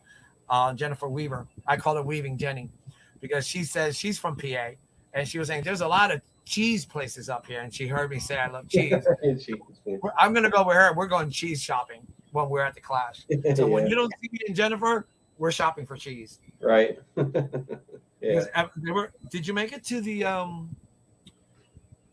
Skipper stream last night at all about the clash? No, I didn't see that one. Yeah, see the replay. They were talking about all the um all everything that's going on in the Clash and the fundraising and all that other stuff. And we got like 60 to 70 people that is going to be going to the Clash. So eating. Oh, it looks like I froze. Oh, you're good. No, it's no, it's. I didn't freeze. It's the Stop bothering me. My computer is always. Oh, you need to upgrade this. You need to. I'm not buying that again. Go eat. This is an Right. old computer. This one's going out. The new one's coming in. Well, it's in. I just haven't hooked it up yet. Oh, But you when we got it. get to Oh, the okay. class, yeah, when we get to the class, we're all going to meet up, and there's not a big space for all of us to sit and eat and enjoy ourselves. It's going to be crowded. The Fish Fam is gonna crowd that place up big time. And of course, it's going to be the first time we're all going to be meeting. Many of us, the first time we're going to be meeting face to face. So Right. there's a lot of bacteria that's going to be spread. Hopefully, good bacteria, right? We want to keep everybody alive, but it's going to be there. It's we're going to be hugging, and I can't wait. I can't wait. I can't. It was when I went to Aquashella, and I was really really excited to meet the people that I did meet, like Yeah. John and Chattanooga Ed, James. Um, and everyone else. Yeah. Jess, her husband, um, Jesus, John Oliver, uh, his wife or partner, and everybody else. I don't want to omit anyone, but it was really, really great. Mm-hmm. Yeah, bring Really your cool. beneficial bacteria to the Clash. Exactly, Sean. Exactly. By the way, Sean, are you going to make it to the Clash?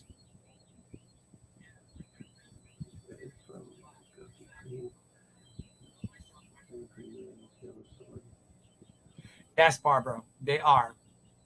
They are very tough. Very pretty red, yellow swords. Yes, I have them. They're very tough, but when they breed, they don't breed a lot. They're very skinny, and or the females are very thin. So when they're about to bust, you don't even know. You got to keep your eye on them, and literally, I keep my right eye on them because I'm constant. And there's one she's about to bust. I already put her in the breeder in that tank, and I'm like, when she comes out, I have more. Low possibility. Oh, you're going to the Triple Crown, right? Yeah, I won't be going to the Triple Crown. That's that's during the same time my thesis is due, and I can't do it. My doctorate thesis, I can't make it. I got to be on top of that so that the mentor makes sure that she approves it, and I get my doctorate degree. You get what? My doctorate degree in Really? education. Yeah, Oh, I'm wow. on. I'm right now in the last two courses that end next month. Yeah. And then I have the thesis that goes from June to August. Man, that's awesome. Thank you. Yeah, a lot of work, a lot of money, but it's for administration stuff. And Uh-huh. now that I'm doing the testing coordinating position part, it's like it's about 5 or 6 of us doing it. But I got two. I got the English and the science department, and oh God, Mike, it's just taking too much time from my life. And I got to deal with a lot of inexperienced teachers, a lot of substitutes that we have. We have like 20 some substitute long term subs, and they don't know what they're doing. Mm. And it's like a training every morning. This is what you do. You don't talk. You just read this. The student cannot ask you questions about the test. We got to go over it. Over. It's the same. I wish I had it recorded. Oh, just listen to this. Click. And I can continue doing my shit. Yeah. But no, it's I got to talk to them. And, Right. they come in 15, 20 minutes way too late. And then they want it rush. And you come at me rush, Mike. I make you wait. Yeah. Or I'm like, I look at them and like, I give them this. And I just stare at them. Don't say shit. Yeah. Like, well. Just move like, what's that cartoon with the sloth? He's at the DMV. Oh yeah, exactly. Yeah. Sean, they are online courses. They are all online courses. Yeah. But when you're dealing with the thesis, it's a back and forth. The mentor will go into a section of your book. Remember, a thesis is a book that you're writing. So she'll go into, or he'll or she will go into it, I need more background on this statement. I want more proof on this chart. There's not enough. There's a lot of back and forth, and you got to send it immediately because the mentor is the one that approves it and then sends your thesis to get bounded to make the book. So once you get the book, you're done. So, and if you procrastinate or you're late, the mentor has so many people that he or she is doing. You're late, you go to the back of the line. I don't want to be in the back of the line. Right. You know, I mean, and I want to make sure that she's mine happens to be a she. You know, she reads it, she gets it, she sends me a quick email because she's like that. She's 1, 2, 3, she does it and she sends you an email. And the same thing with exams and stuff. When I had her for a couple of courses, she's like, okay, good, thank you. Here's your grade. Quick. Yeah. Me, I take like 2 days. I take 2 days to grade my students' work. Yeah. First, I read it once, put it on the side, put comments on it. Then I read it the second time. After I read all of them, then I go and adjust the curve, how they all did, and then I do and give the grades. But I don't give a grade. I mean, if it's a multiple choice test, which I rarely give, you have to actually answer a question. Because it's about reading a novel, giving me your interpretation of what you understand, and it's reading. I know. I'm just giving myself more work. But that's how I do it. That's the way I get the feeling of the student. Did they get the story? Are they getting the main objective? Are they expressing themselves in a way that is at a higher level cognitively? I know I'm talking gibberish to other people, but basically that's what I do. Right. And so I don't like multiple choice. I myself hate taking multiple choice tests. I'm horrible at them. Because this looks like it's right, Mike. Right. Yeah. They could be like similar. This looks like it's right, but this one sounds better. And then the one that you say this looks like it's right, that's the right answer, but you chose the other one. You son of a, you know. So I hate multiple choice tests. I hate them with a passion. Yeah. But going back to your fishies, you were saying about the pump, that little sticky little thing that didn't click. Remember the long little? Yeah, I was saying to you in chat, I was like, yeah, that doesn't click. You don't have the clicky thing, it ain't going to work. Yeah. And that's important because that's what happens to mine. If I don't put the clicky thing in, it'll be like a little bit off, and all the moss gets stuck right in there, and then it just locks it up. Yep. Yeah, I just pushed it just a little bit more, and it just kind of popped right in, and I was like, that's probably the problem. Well, with multiple choice is that it tries to trick you. Yeah. Yeah, exactly. And I don't like. I'm like, here's a multiple choice for you, Mike. Pretend, right? Okay. The question is the nitrogen cycle. A, it's to get rid of gases. B, it brings oxygen into the tank. C, it's a 3-step process which goes from ammonia to nitrite to nitrate, and then you do a water change. What is your answer? A, B, or C? What was the first one again? Some bullshit answer. The second one's a bullshit answer. Then the third is the right answer. And in other words, I'm going to give you BS, and then the right answer. I'm not going to give you like the nitrogen cycle. There's a 3-step process, yada, yada, yada. Yeah. And then D, the nitrogen cycle is a 2 process to get rid of nitrites and to turn into nitrates. That it's okay for the fish. Both of them are correct. Yeah. But the nitrogen cycle itself starts with the ammonia. But you can pick 2 and still be right. So when Sean is saying that's what they try to do, they try to trick you. Yeah. And that one, I agree. Oh my God, Sean. Yes. All of the above. Like, you sons of... Yes. All the above. Or just A and B only. Or yeah, right. Thank you, Barbara. Yes, it is a lot of work. It's a 2-year process for me. I took my time to get it because I was like, do I really want to? But I said, yeah, I'd rather go into administration for my final years before I retire, even though I'm only 23. Right. And that's going to keep going. That's the theme right now, 23. And more money means more for retirement. So I like it that way. Have you ever heard of anybody using the Quizlet app? At school? Or just if you're like on their phone? I believe so. Some of the teachers use it, and they also use Kaboom, which is like for little kids, but they use it in high school too. The kids The seem to like teachers it. use the Quizlet app? Yep. Wow. I use that all the time for like when I have to do trainings for like my job.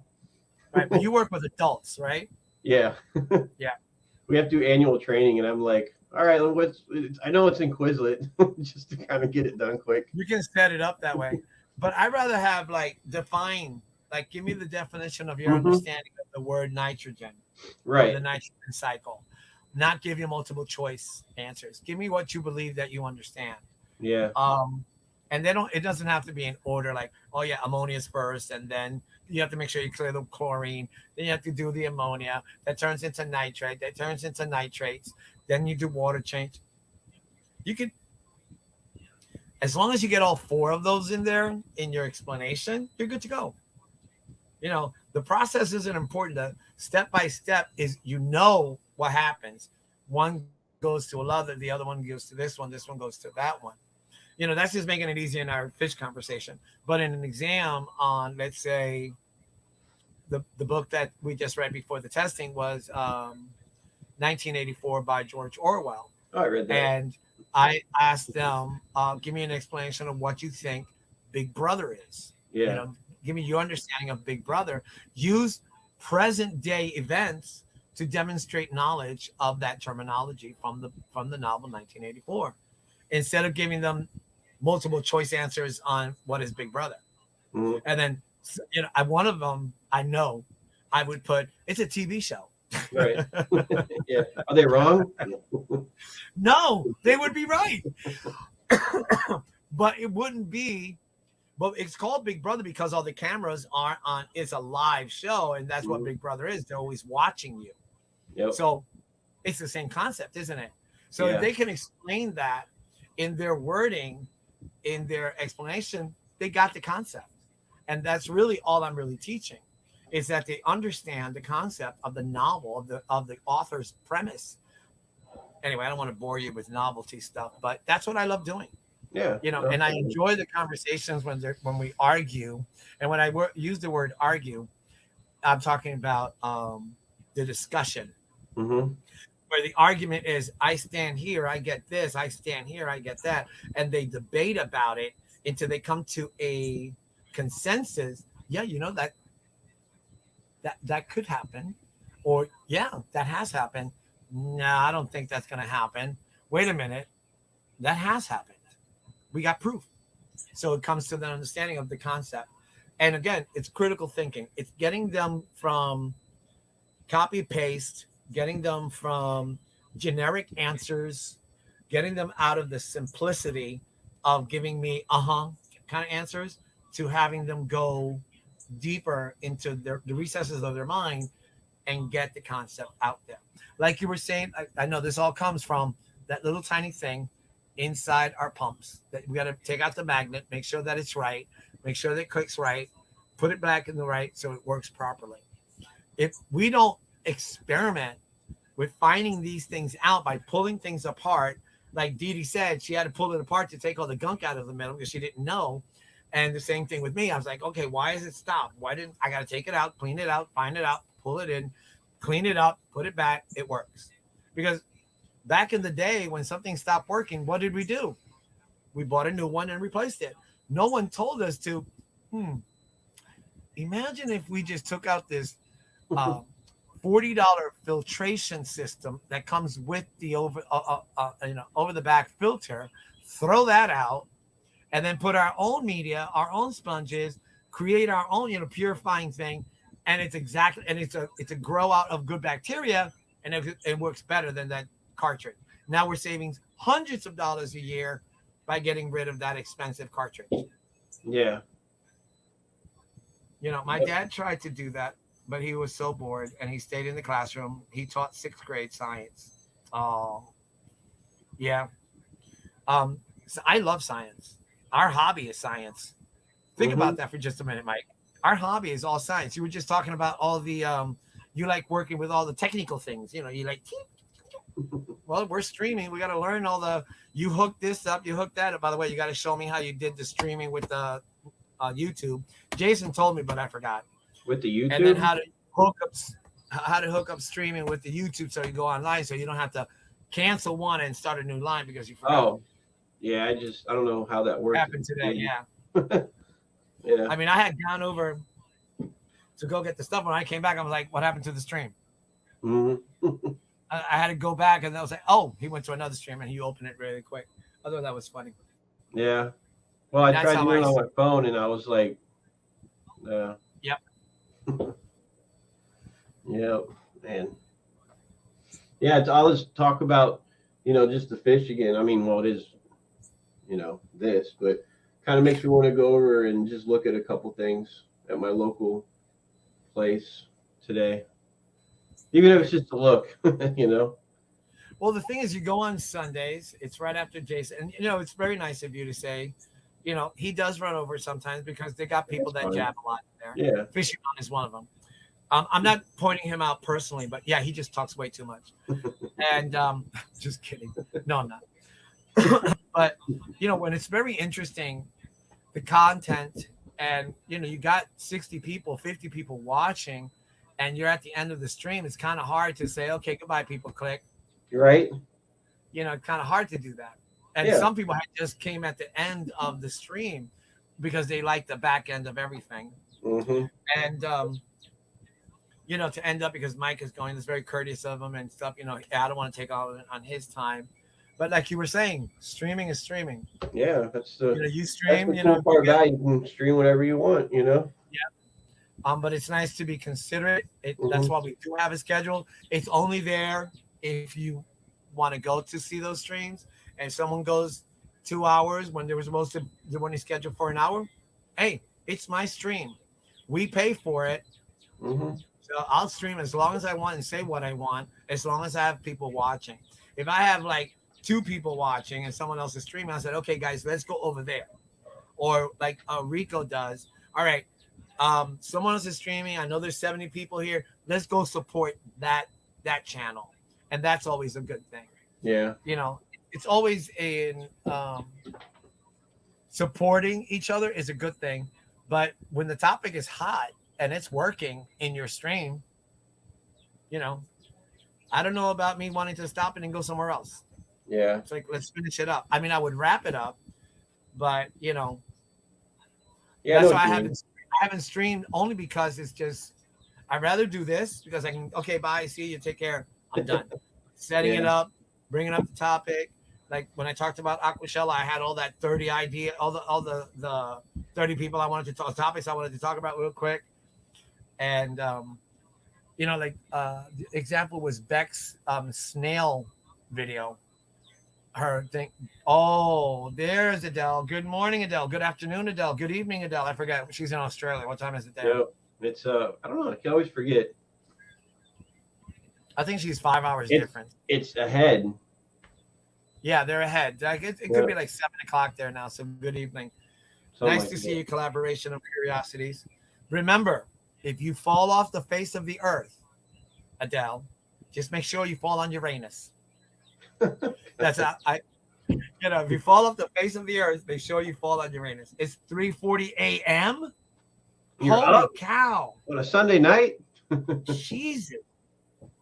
No, that would be Monday morning. Monday morning. That's Monday morning. Yep. Yeah. Oh wow. Man. Well, welcome. I'll be 3:40 a.m. I'll be sleeping for 1 more hour, then I'll be getting up for work. Yeah, me too. I would be out in about 20 minutes after that. I would be waking up with the alarm. Yep. Because now I wake up anytime between 4 to 4:30, but I schedule my alarms for 5:30. But sometimes I just get up early for some reason. Yeah, I'm a morning person. Technically, okay. So Monday is her day off, so it's technically her Sunday. That's what she means. Okay, cool. That's good. Yeah. Well, welcome. And again, I did receive your stickers. I have it on the desk. Actually, Mike, you want to give me a second? I'll go get them. Is that okay? Yeah. Show them. Yeah, I was just showing earlier I was just showing my stickers. If anybody wants any, my email. I think my email's up on the page, but I'll have to type it in. But it's a clear sticker, so I showed it earlier. I'm always showing it because I have plenty of them. So it really looks like that when it's like on something. So that's basically that sticker. So I have, all right, I'm back. I'm sorry. I have Fish Room Fever stickers. I got these at Aquashella though. And I got something from Terry Catfish. I have not opened it yet. Then I got these are from Adele. Thanks for being you. Thank you. I won't say my address, but they are from Australia. Got it. Look, I have not opened them yet. This one is from. Look at the seal, Mike. Yeah. This is from Bunny Viper. She has such beautiful calligraphy. Handwriting. Look at that. Yeah. Wow. Yeah, gorgeous. Mine looks awful. Then I also got the Wizzles. He sent me a couple of them. That's the Wizzles. And he sent me a couple of Pokemon cards. There you go. Which I've never in my life kept. I got PB Aquatics, Ricky. Then I also got John Oliver stickers. And I don't know who this one was. Charlotte, North Carolina. I forget who that was. I don't remember who that was, but I'm going to have to find out. Oh, wait. That was, yes, this envelope is from B Wizzle. Okay. So let me show you now.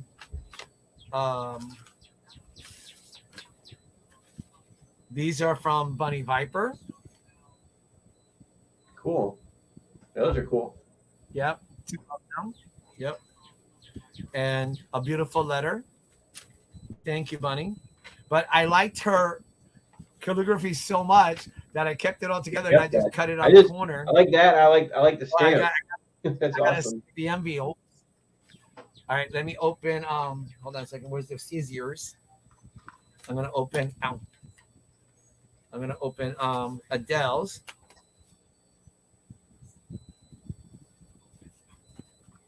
Again, I'm doing it like on the corner.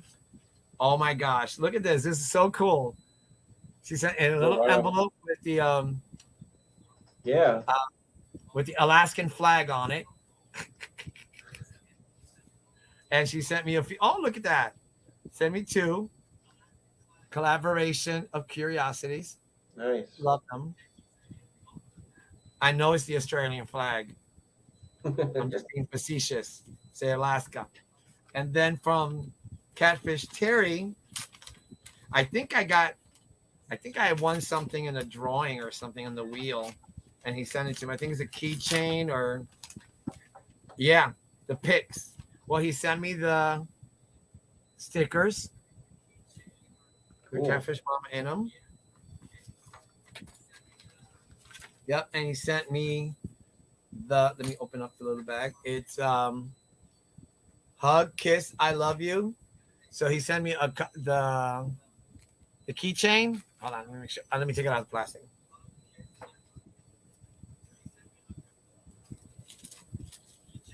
Yep. It's a keychain with him, Terry and Big Mama. Okay. Catfish Mama, and the little saying in the back. That's very pretty, very nice. And then he sent me some pics that I won. Guitar picks. Yeah, I was like thinking that thing. His keychain looks like a guitar pick inside there. It's actually it's a keychain with a pick in it. Yeah. This, see, he does this. These are the picks. Cool. Guitar picks. That's a good idea. 3 of them. This one has I might steal that idea. Catfish Terry, and Make then one in the for back myself. it has Catfish Mama, Man, and then another one with the same one that's in here. It's a pic Mhm. with the one in the back. Okay. Pretty cool. And of course, he sent me his sticker.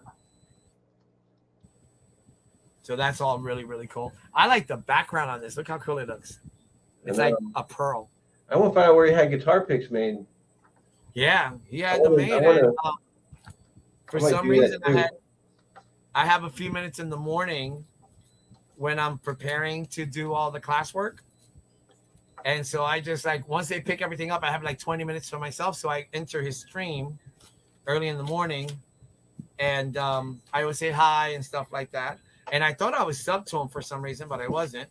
So I subbed that day, and then he had a members, not sub, a membership uh, spinning the wheel thingy, and I got the keychain. I won the keychain. Nice. So I got this, I got that, I got this, I got that. I was like, holy cow! I only just walked in here, so I'm sure everybody was angry that I won. But Lori is in there, and she's always so. I love Lori, by the way. Monster Fish Girl. Can't wait to meet her. Yeah. There's a lot of people I can't wait to meet. Seriously. I mean, Dee Dee is one. I got the opportunity to meet with Jess, which was pretty awesome. You know, so I guess there's always I like the camaraderie and the honesty that we share. Mm-hmm. The pick of the keychain was used to play a song that Catfish Mama had requested before she passed, I believe. Wow, I didn't know. I got my Catfish Mama mug this week. It looks so good. I agreed to Adele, but again, I heard about her passing a few months ago, I believe, just before Christmas, if I'm not mistaken, from Rico. Well, we're watching Rico. But I didn't catfish me. But then I started going in because he's before the morning show, the aquatic morning show. And I started listening to him, and I listened to the music. He has people playing the guitar. It's very nice. And he has like Yeah. a really soft voice. It's like easy listening music. So I'm like, I'm good there. And I'm lucky. Barbara, you have no idea. I am so not lucky. I am not lucky at all. But yes, I win once in a while. I guess it's because, they say either we let him win or he'll never shut the F up. I think that's what it is, Mike.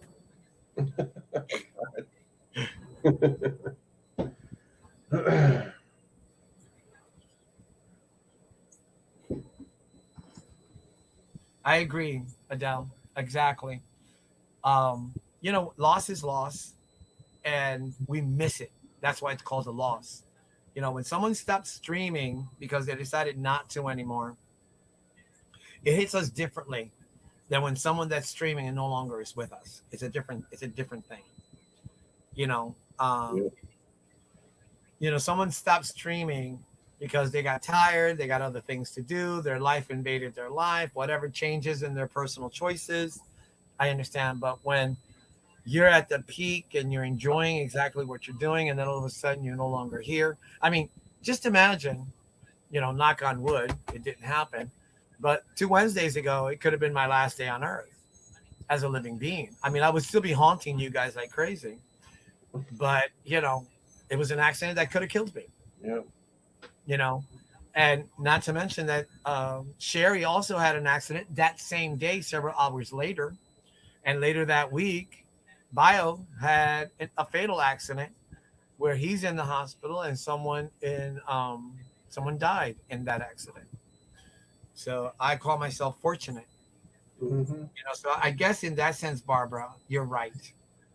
I am lucky. In that sense, I was lucky. I was fortunate enough. It wasn't my time. It's not my time. I ain't going anytime soon. So if you calculating it, it's not going to happen. Geek Boy, JoJo, Fisherman, all those that pick on me 24/7. Funny, they're not here to pick on me today, Mike. What's up? Because it's my stream, probably. No, Geek Boy was I'm here, just wasn't kidding. I know. I'm just playing. it? It's sort of like that kind of thing. It's like, it's great. I love it. It's fun. And Mississippi Hippie. it's what makes everything, it makes the world go round, you know? Oh, talk about Sherry, Mississippi Hippie. Yes. Oh, look at did I just call her up, Mike? I just mentioned her just seconds ago. Yeah. Her migraines. Yeah. Sherry, the doctor gave me 3 pills. One for sleeping, one for muscle spasms, and one for like to calm me down or something. Ibuprofen, I think it's called. And you know, I just took them for the first time last night. I slept 7 hours straight for the first time in a while, 2 weeks, I would say.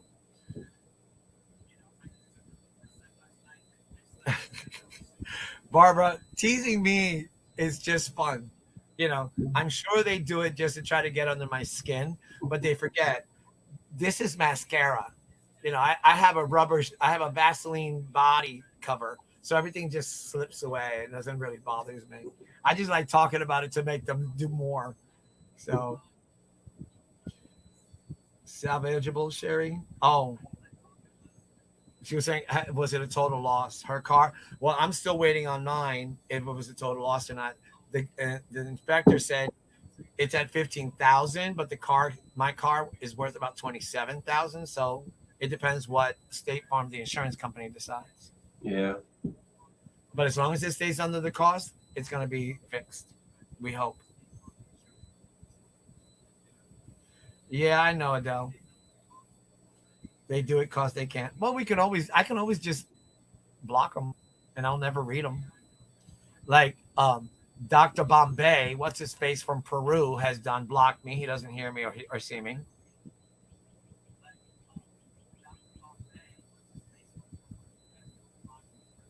You know what I'm talking about, Mike? No. Dr. Anthony. Who? Amazon Center for Ornamental Fish. When did that happen? I guess a couple of weeks ago, he must have hit the button on, like when you're on the phone, and if you hit someone's name, it pops up to block them, to report them or cancel. He must have just hit block. Yeah, I call him Dr. Bombay because Rico calls him Dr. Awesome. I call him Dr. Bombay because he's always effing up. And he used the F-bomb on me. Seriously. Dang. I don't think he was joking. Because I kept saying, hey, listen, can someone tell him that, you know, we're both professors. Mm-hmm. You know, we have knowledge, but he thinks I must be an a-hole for some reason. I hope he sees this in the reruns or he's watching it behind it so he can hear. Like I hold no hard feelings with no one. If I don't like you, I don't go to your stream. I don't. If there's something, I've been in people's streams and even membership, and they say something I don't like, boop, delete. Yeah. I don't think he pocket modded me. I think he must have just hit, like when you're on the phone, like if I hit somebody, let me see, let me hit Barbara. Yeah, see what happens? Let me see. I hit Barbara. And yeah. It's like block or cancel. Mm-hmm. I'm not blocking you. So, and then I just hit cancel and it goes back. In case I'm going like this on it. He probably did notice it. Yeah, when I first came on, I pushed their name. I pushed their name to see if it would go to their website. Their website on YouTube, but then that popped up, and I'm like, oh, I don't want to do that. You know, right? Only if you're a mod. If you're blue, can you do that on the right on the little 3 dots, and then you can do that. Yeah, only as a mod. Because I mean, that would be way convenient way. You click on their name, and if you want to go to their thing to subscribe, correct. You know, that would be make too much sense, right? So yeah, Barbara, he blocked me, or he has me blocked. But the thing is, he says he doesn't. He's told Matt. He's told Dee. He's not blocked on my. He has to go to Google and unblock the Google section. I don't know if he knows how to do that or stuff like that. Yes, Sean, I did, because accidentally months ago on one of KG Tropical stream, I did the same thing, and I actually blocked Zen Ginger. And I'm like, I went back and I was saying everybody's, hey Zenny, hey Zen. I was like, I don't see Zenny. Where's Zenny? Where's Zenny? And then someone said, you might have blocked her. I was like, where the hell do I go? Go to Google. I went to Google, look on the person and sharing, boom, there she was, blocked. So I unblocked her and I was able to talk to her again. It was not done on purpose. Again, it was through the, I hate saying the word, the fingering of your phone. And that's what happened.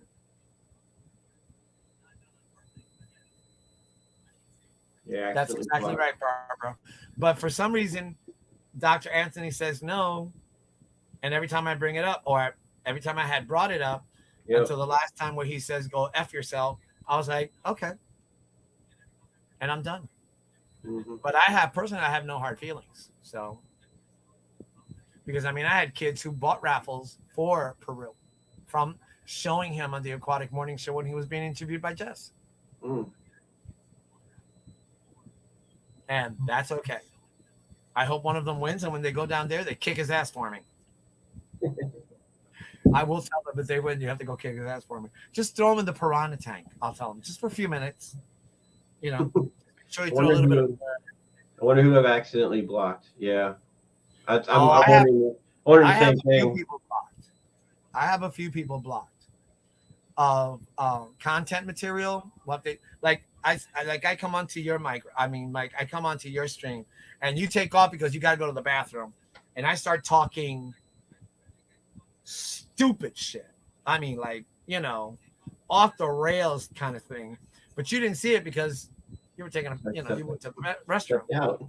And I just insulted everybody in the stream and cursed everybody out and used words that we're not allowed to, that we should not use because you're a racist bigot, whatever. And I just went, saw them, heard them, clicked on their name, blocked, reported them, and blocked them. Well, if I get up to use the bathroom or take the dogs out, I'll just put up a disclaimer real quick that I'm walking away. I don't know what's being said. Well, the thing is, I would never leave the stream. I mean, I trust you, Mike. I hope you trust me that would not happen. But some people, you just don't know. Yep. You just don't know. But I never actually thought about that. Yep.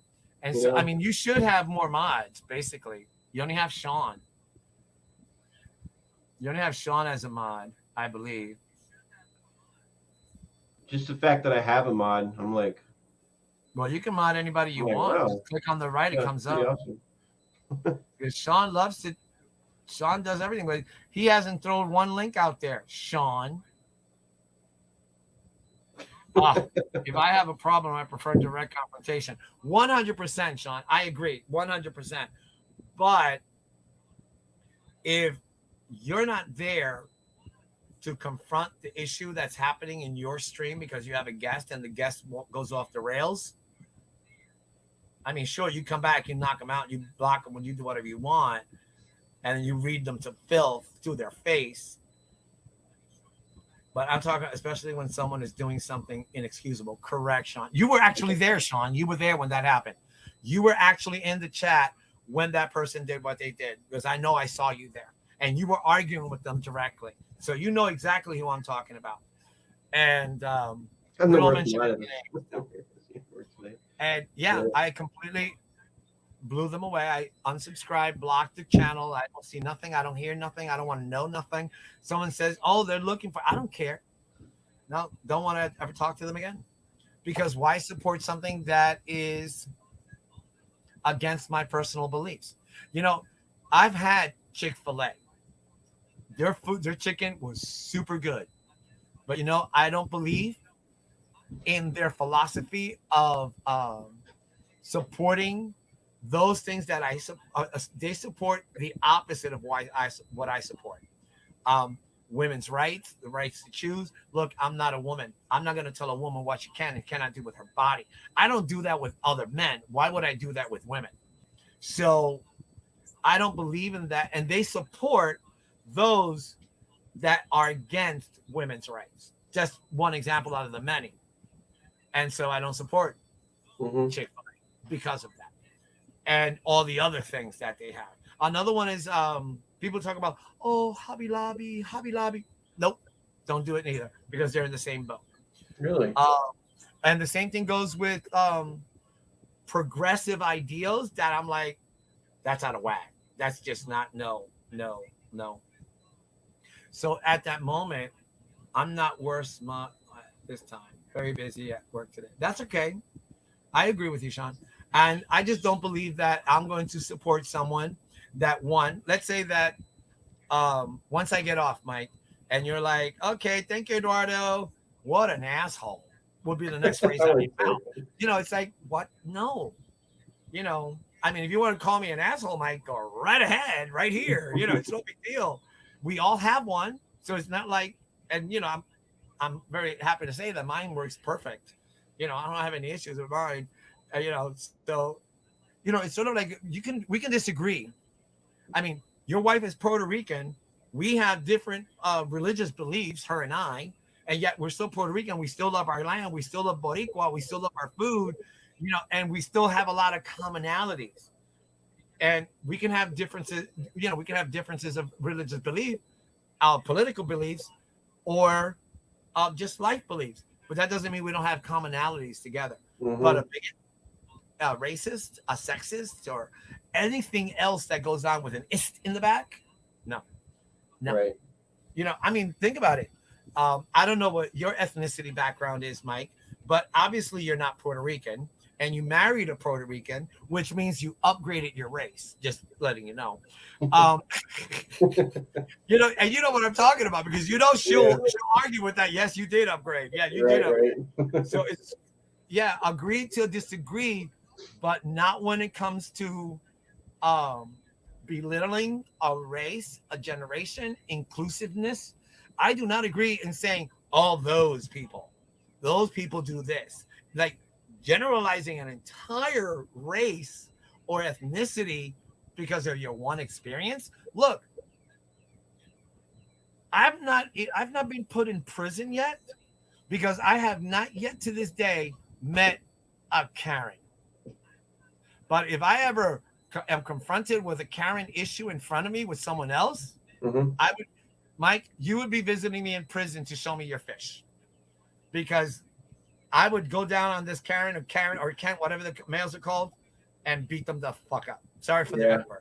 Because I work with a lot of immigrants. My students come from immigrant families from Mexico, Guatemala, Central America, Haiti. Language barriers, and their parents are basically speaking minimal English. Their kids are excellent; they're learning, but the parents are not. Thank you, Sean. You'll throw in for the bail. But I would never ever allow Karens and Darrens. Thank you, my fish tank. Yes, I would never allow someone of any ethnicity put down somebody else who, because of their ethnicity, their language barrier, if they're from Asia, if they're Asian descent, of Latino descent, of any color descent, or even of Caucasian descent. I mean, we got trailer park trash in every race. Okay, it's not just Caucasian people; it's everybody. Yeah. I mean, I grew up in the ghetto. Ghetto wasn't just about being Latino or black; it was every ghetto. Every race was in that ghetto. So I don't want to hear that. So I guess with that background experience, I have no prejudices. I have no favoritisms. We all have prejudices in certain things. Like I favor a type of food over a type of dessert or a type of fish and stuff. That kind of minimalizing, which doesn't affect another person. Right. Yeah. Prejudice because of race, or races because of this, or sexes because of that, or LGBT or this, whatever. And I live in the shittiest political friggin' state in the nation, Florida. This idiot that they call the governor is doing all this stuff to try to stop. No, I wasn't saying don't say gay. What the hell is wrong with you? We got authors that are gay. He's taking out books because they have the N-word in them, and it's written by a black American African black person. Black African. What the fuck am I talking about? An African American person. Yeah. Of color, and they're using it in their writing. It's part of our history. Well, Sean, I have to say something. Ignorant to me is not a bad word. Ignorant just means you don't know. A stupid ignorant is you know and you're just acting stupid. See, big difference. You know, but you're just acting stupid. And I think ignorance, because I mean, we're ignorant to a lot of things. Ignorant just means I did not know. Dee Dee, not calling her ignorant, but she's being ignorant about her fish keeping that she learned the hard way not so long ago when her tank crashed because she didn't know. Got it? That's the definition of the word ignorant. But the ignorant, funny people that they think they're funny by being racist, or they're saying these off the wall things that just doesn't make any sense. No, I don't agree. I mean, I'm not talking about political beliefs. I'm just talking about really stupid stuff that just doesn't make any sense. Right? Mhm. Here's something. When I was 13, 14 years old, I had a Shabunkin in my little tank. It was a 29. It was a it was the biggest fish in the tank. A beautiful red, gold, blue Shabunkin fish. And I saw him eat one of my little baby platies that had just been hatched, that had just come out, right? I was so angry. I took the Shabunkin and I threw him inside the freezer because I'm going to punish you. I did. Yeah. Then I don't know how much. I mean, maybe now a half hour later, I went back. I put him out. He was an icicle, and the son of a bitch was still breathing. So I threw him back in. I took all the babies out and I threw him back in the tank. He lasted like 5 or 6 years. Wow. I learned something. Shabunkin liked the cold. I didn't know that. Goldfish like cold water. It didn't kill him. So figure that one out of blissful ignorance. Yes, exactly. And I think that's where I love Shabunkins. I love all that multicolored. They call them koi coloring on bettas. It's a Shabunkin color to me. It's just like all that beautiness and all that stuff, and I love it. And we learn from our ignorance. If we're intelligent enough, we can learn from being ignorant to being wise, and use that to benefit our human race, our children, my students, their parents. It's a domino effect of the positiveness. And here I am. I took over your entire stream, and I shouldn't have done that. Oh, you're good. I'm more of a, I don't know. I talk, but I listen a lot.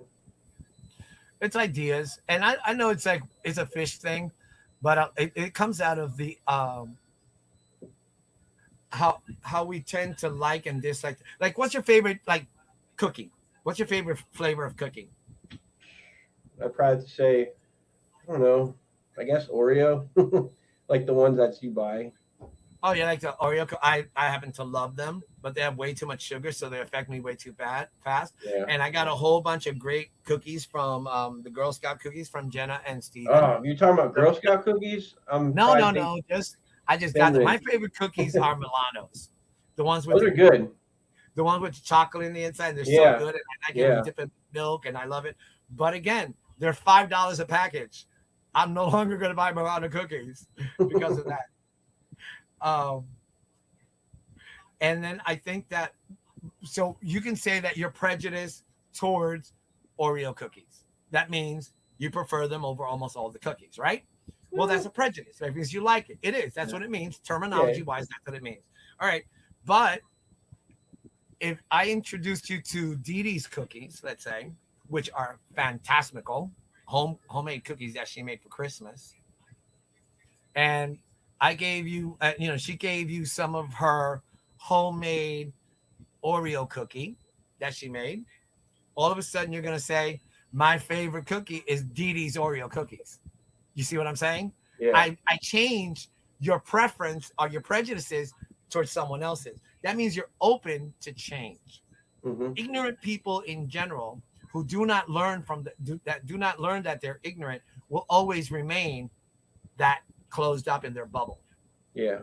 Where I believe I'm a free spirit, and what I used to believe about something, I no longer believe because the experience has changed my life. Same thing with fish experience. Oh my God. How many times, I just told you I had platies and Shabunkin in the tank.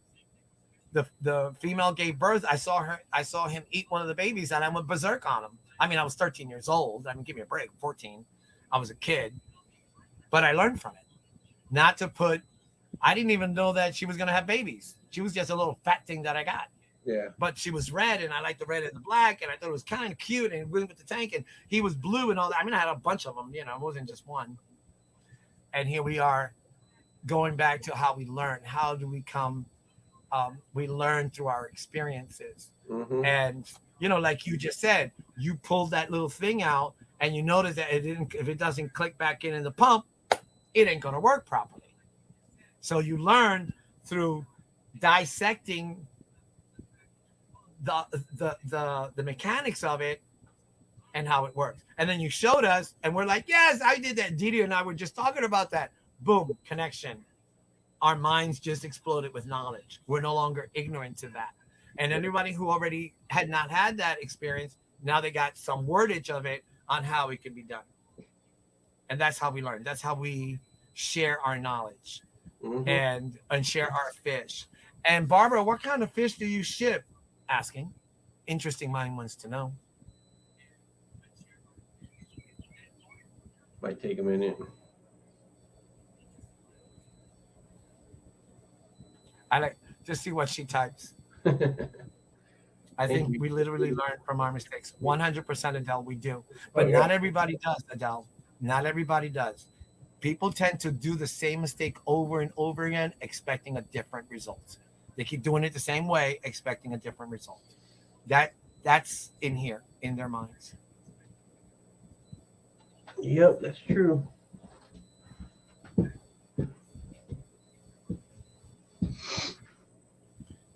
We're waiting for Barbara to say what fish she ships or what she has shipped in the past. Yeah. Man. So what's the weather like over there in Australia? Notice I just said the whole continent, not just like a particular town.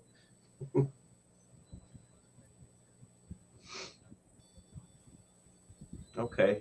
Used to ship guppies wholesale to other guppy sellers, but haven't shipped since COVID. Oh, okay. So she used to send guppies. Yeah. You know, that's one I have like that's one fish I have not had like since the beginning of my whole getting back into the whole, this guppies. hobby. You don't have guppies? I haven't had guppies in forever, but I see them all the time. But I don't know why. I have this. I could probably put some if I want to do in this 20-gallon but I got neon tetras in here. Neon tetras won't bother the guppies. Oh, really? Yep, I have neon tetras in the mosh pit. I have 10 neon tetras in there because I took my neon tetras and split them up because I had an issue where a tank of them died. So I just shipped. And I have black neon tetras as well and gold, like I mentioned. But I have to have a guppy, and all the guppies that I had, they were in this tank over here. And when we had the frost, it killed them. The heater went out and it killed them. And I checked the heaters the day before, and they were all working, but it died. Yeah. It's been humid and have had a bit of rain recent times. There's been flooding down south, a bit of rain here and there where I am, but mostly humid and overcast. Today in Florida, it is overcast, shadowy, but it's nice. It's like 78. It's like perfect weather. I don't even know what it looks like outside right now. Adele only has one last neon left. Neons are not. I mean, I know that you're in Australia, and there's a huge overbreeding of German blue rams and rams in general, and neon tetras, and they're really difficult to keep. I always listen to Nick from Keeping Fish Simple, and he's and Jason from my Jason's Fish Tank. Jason's Fish Room from Australia as well. And they're always talking about how difficult it is to keep the neons and the German blue rams. That's why they've become experts in their German blue rams, especially Jason and the black celestials that he have. I love that kid. And his discus tank with his mom. You got to watch it sometimes, Mike. He's awesome. Yeah. Which one is it? Jason's Fish Room. Okay. He was on Tennessee Mafia night with Bob Kaler, a couple of nights with Didi. Oh, okay. Yeah. But I've been watching him since he broke away from Nick, and he started doing his black rams, and now he created his own celestial black rams. Nice. So it's 69 degrees. No rain today at all. Not bad. Correct, Barbara.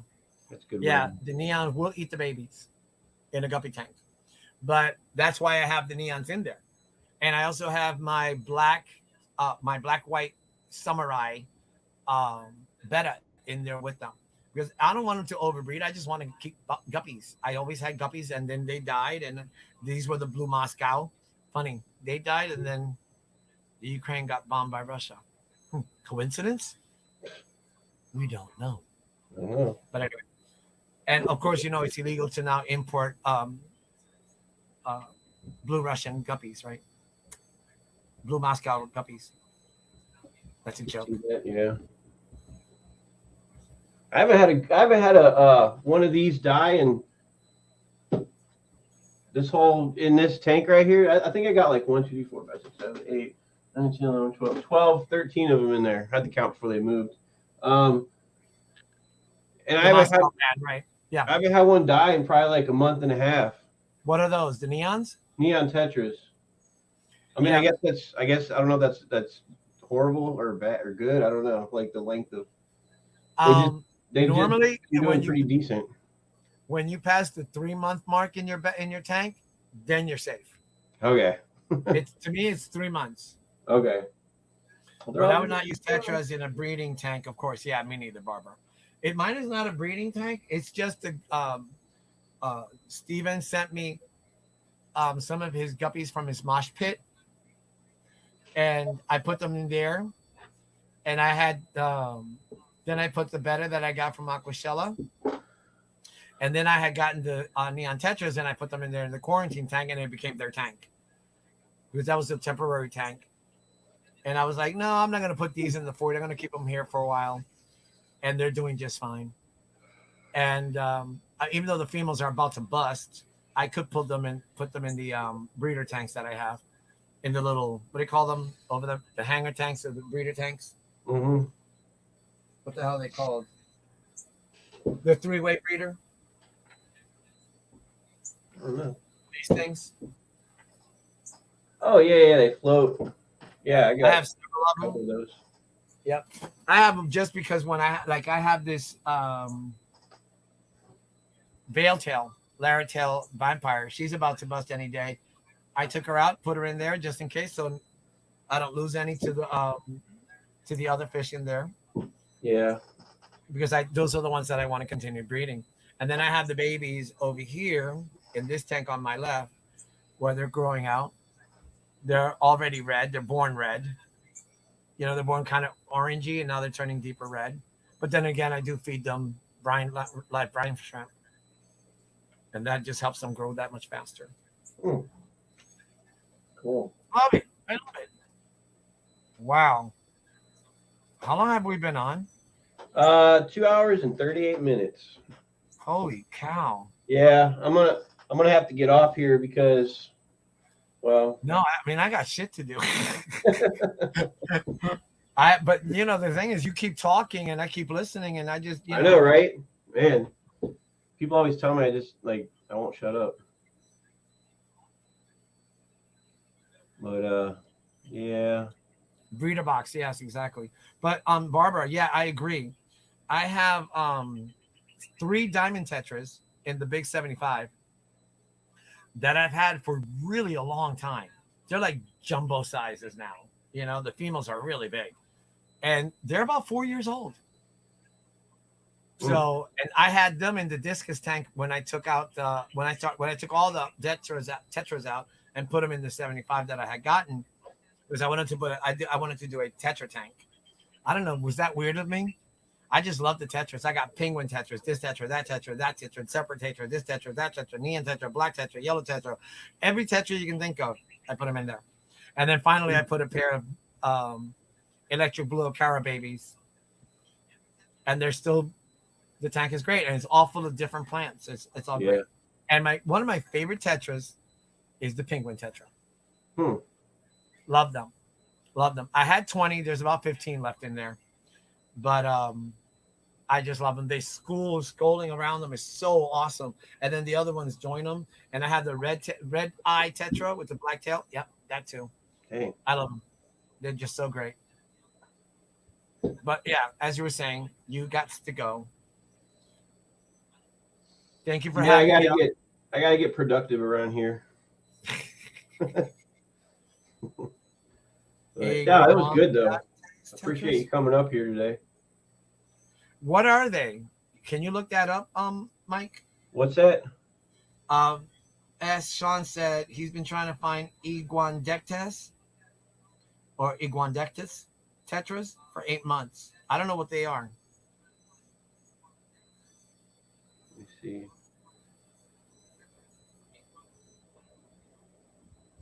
Well, Barbara, you can go see the I think it's the longest video I have on my channel.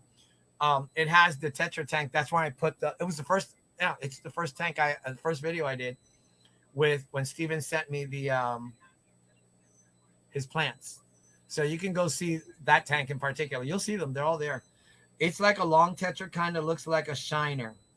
Like, I don't know if you could see that on my. Oh, yep. Yep, I see them. I know what they look like now. Yeah. Yep. Soak, and yes, soak that wood. From Yeah. Ornico River in South America. Yep. And you haven't weren't they, Sean, check below water. Check the channel below water. They just had a Tetra special, like 3 videos about the different Tetras that they're getting from there. Check them out if you haven't done so. I just got it. They're in I subscribe to them. You bet, Barbara. You bet. Love you too. Yeah, I gotta put this in some water for about 2 years. Put it in a bucket. Put it in, like Debbie said. Put it in a soak it in oh my God! I have like this plastic like tote. I had it in there. A tote. Yeah, a tote. Soak it in a tote. So I need to put it in there for maybe like I had it in there for a week and a half, but I guess I got to do it for. Yeah, below water, Sean. Yeah. Check out below water. They have like the tetra on top and has like number 10, number 12, 13, 14, 15 on their video. And you can see the different tetras that they actually spoke about. Some tetras that are no longer being imported from the area because they're endangered or they stopped or they disappeared. So you can check those out. They're waiting for aquarium hobbyists to breed them and then get them out in the market.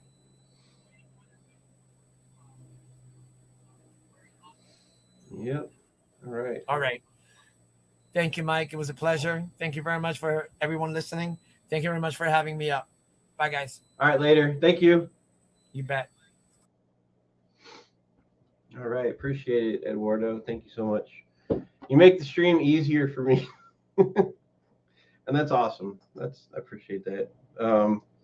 So yes, I will. Debbie, I will definitely put that back in the thing and try to get it to absorb and not float. S, thank you. Red laser. Agreed, Eduardo below water. Oh, he was talking about, okay. So yeah, everybody that joined in, everybody that just wanted to see, just stop by. I appreciate it. It was a good, lengthy stream.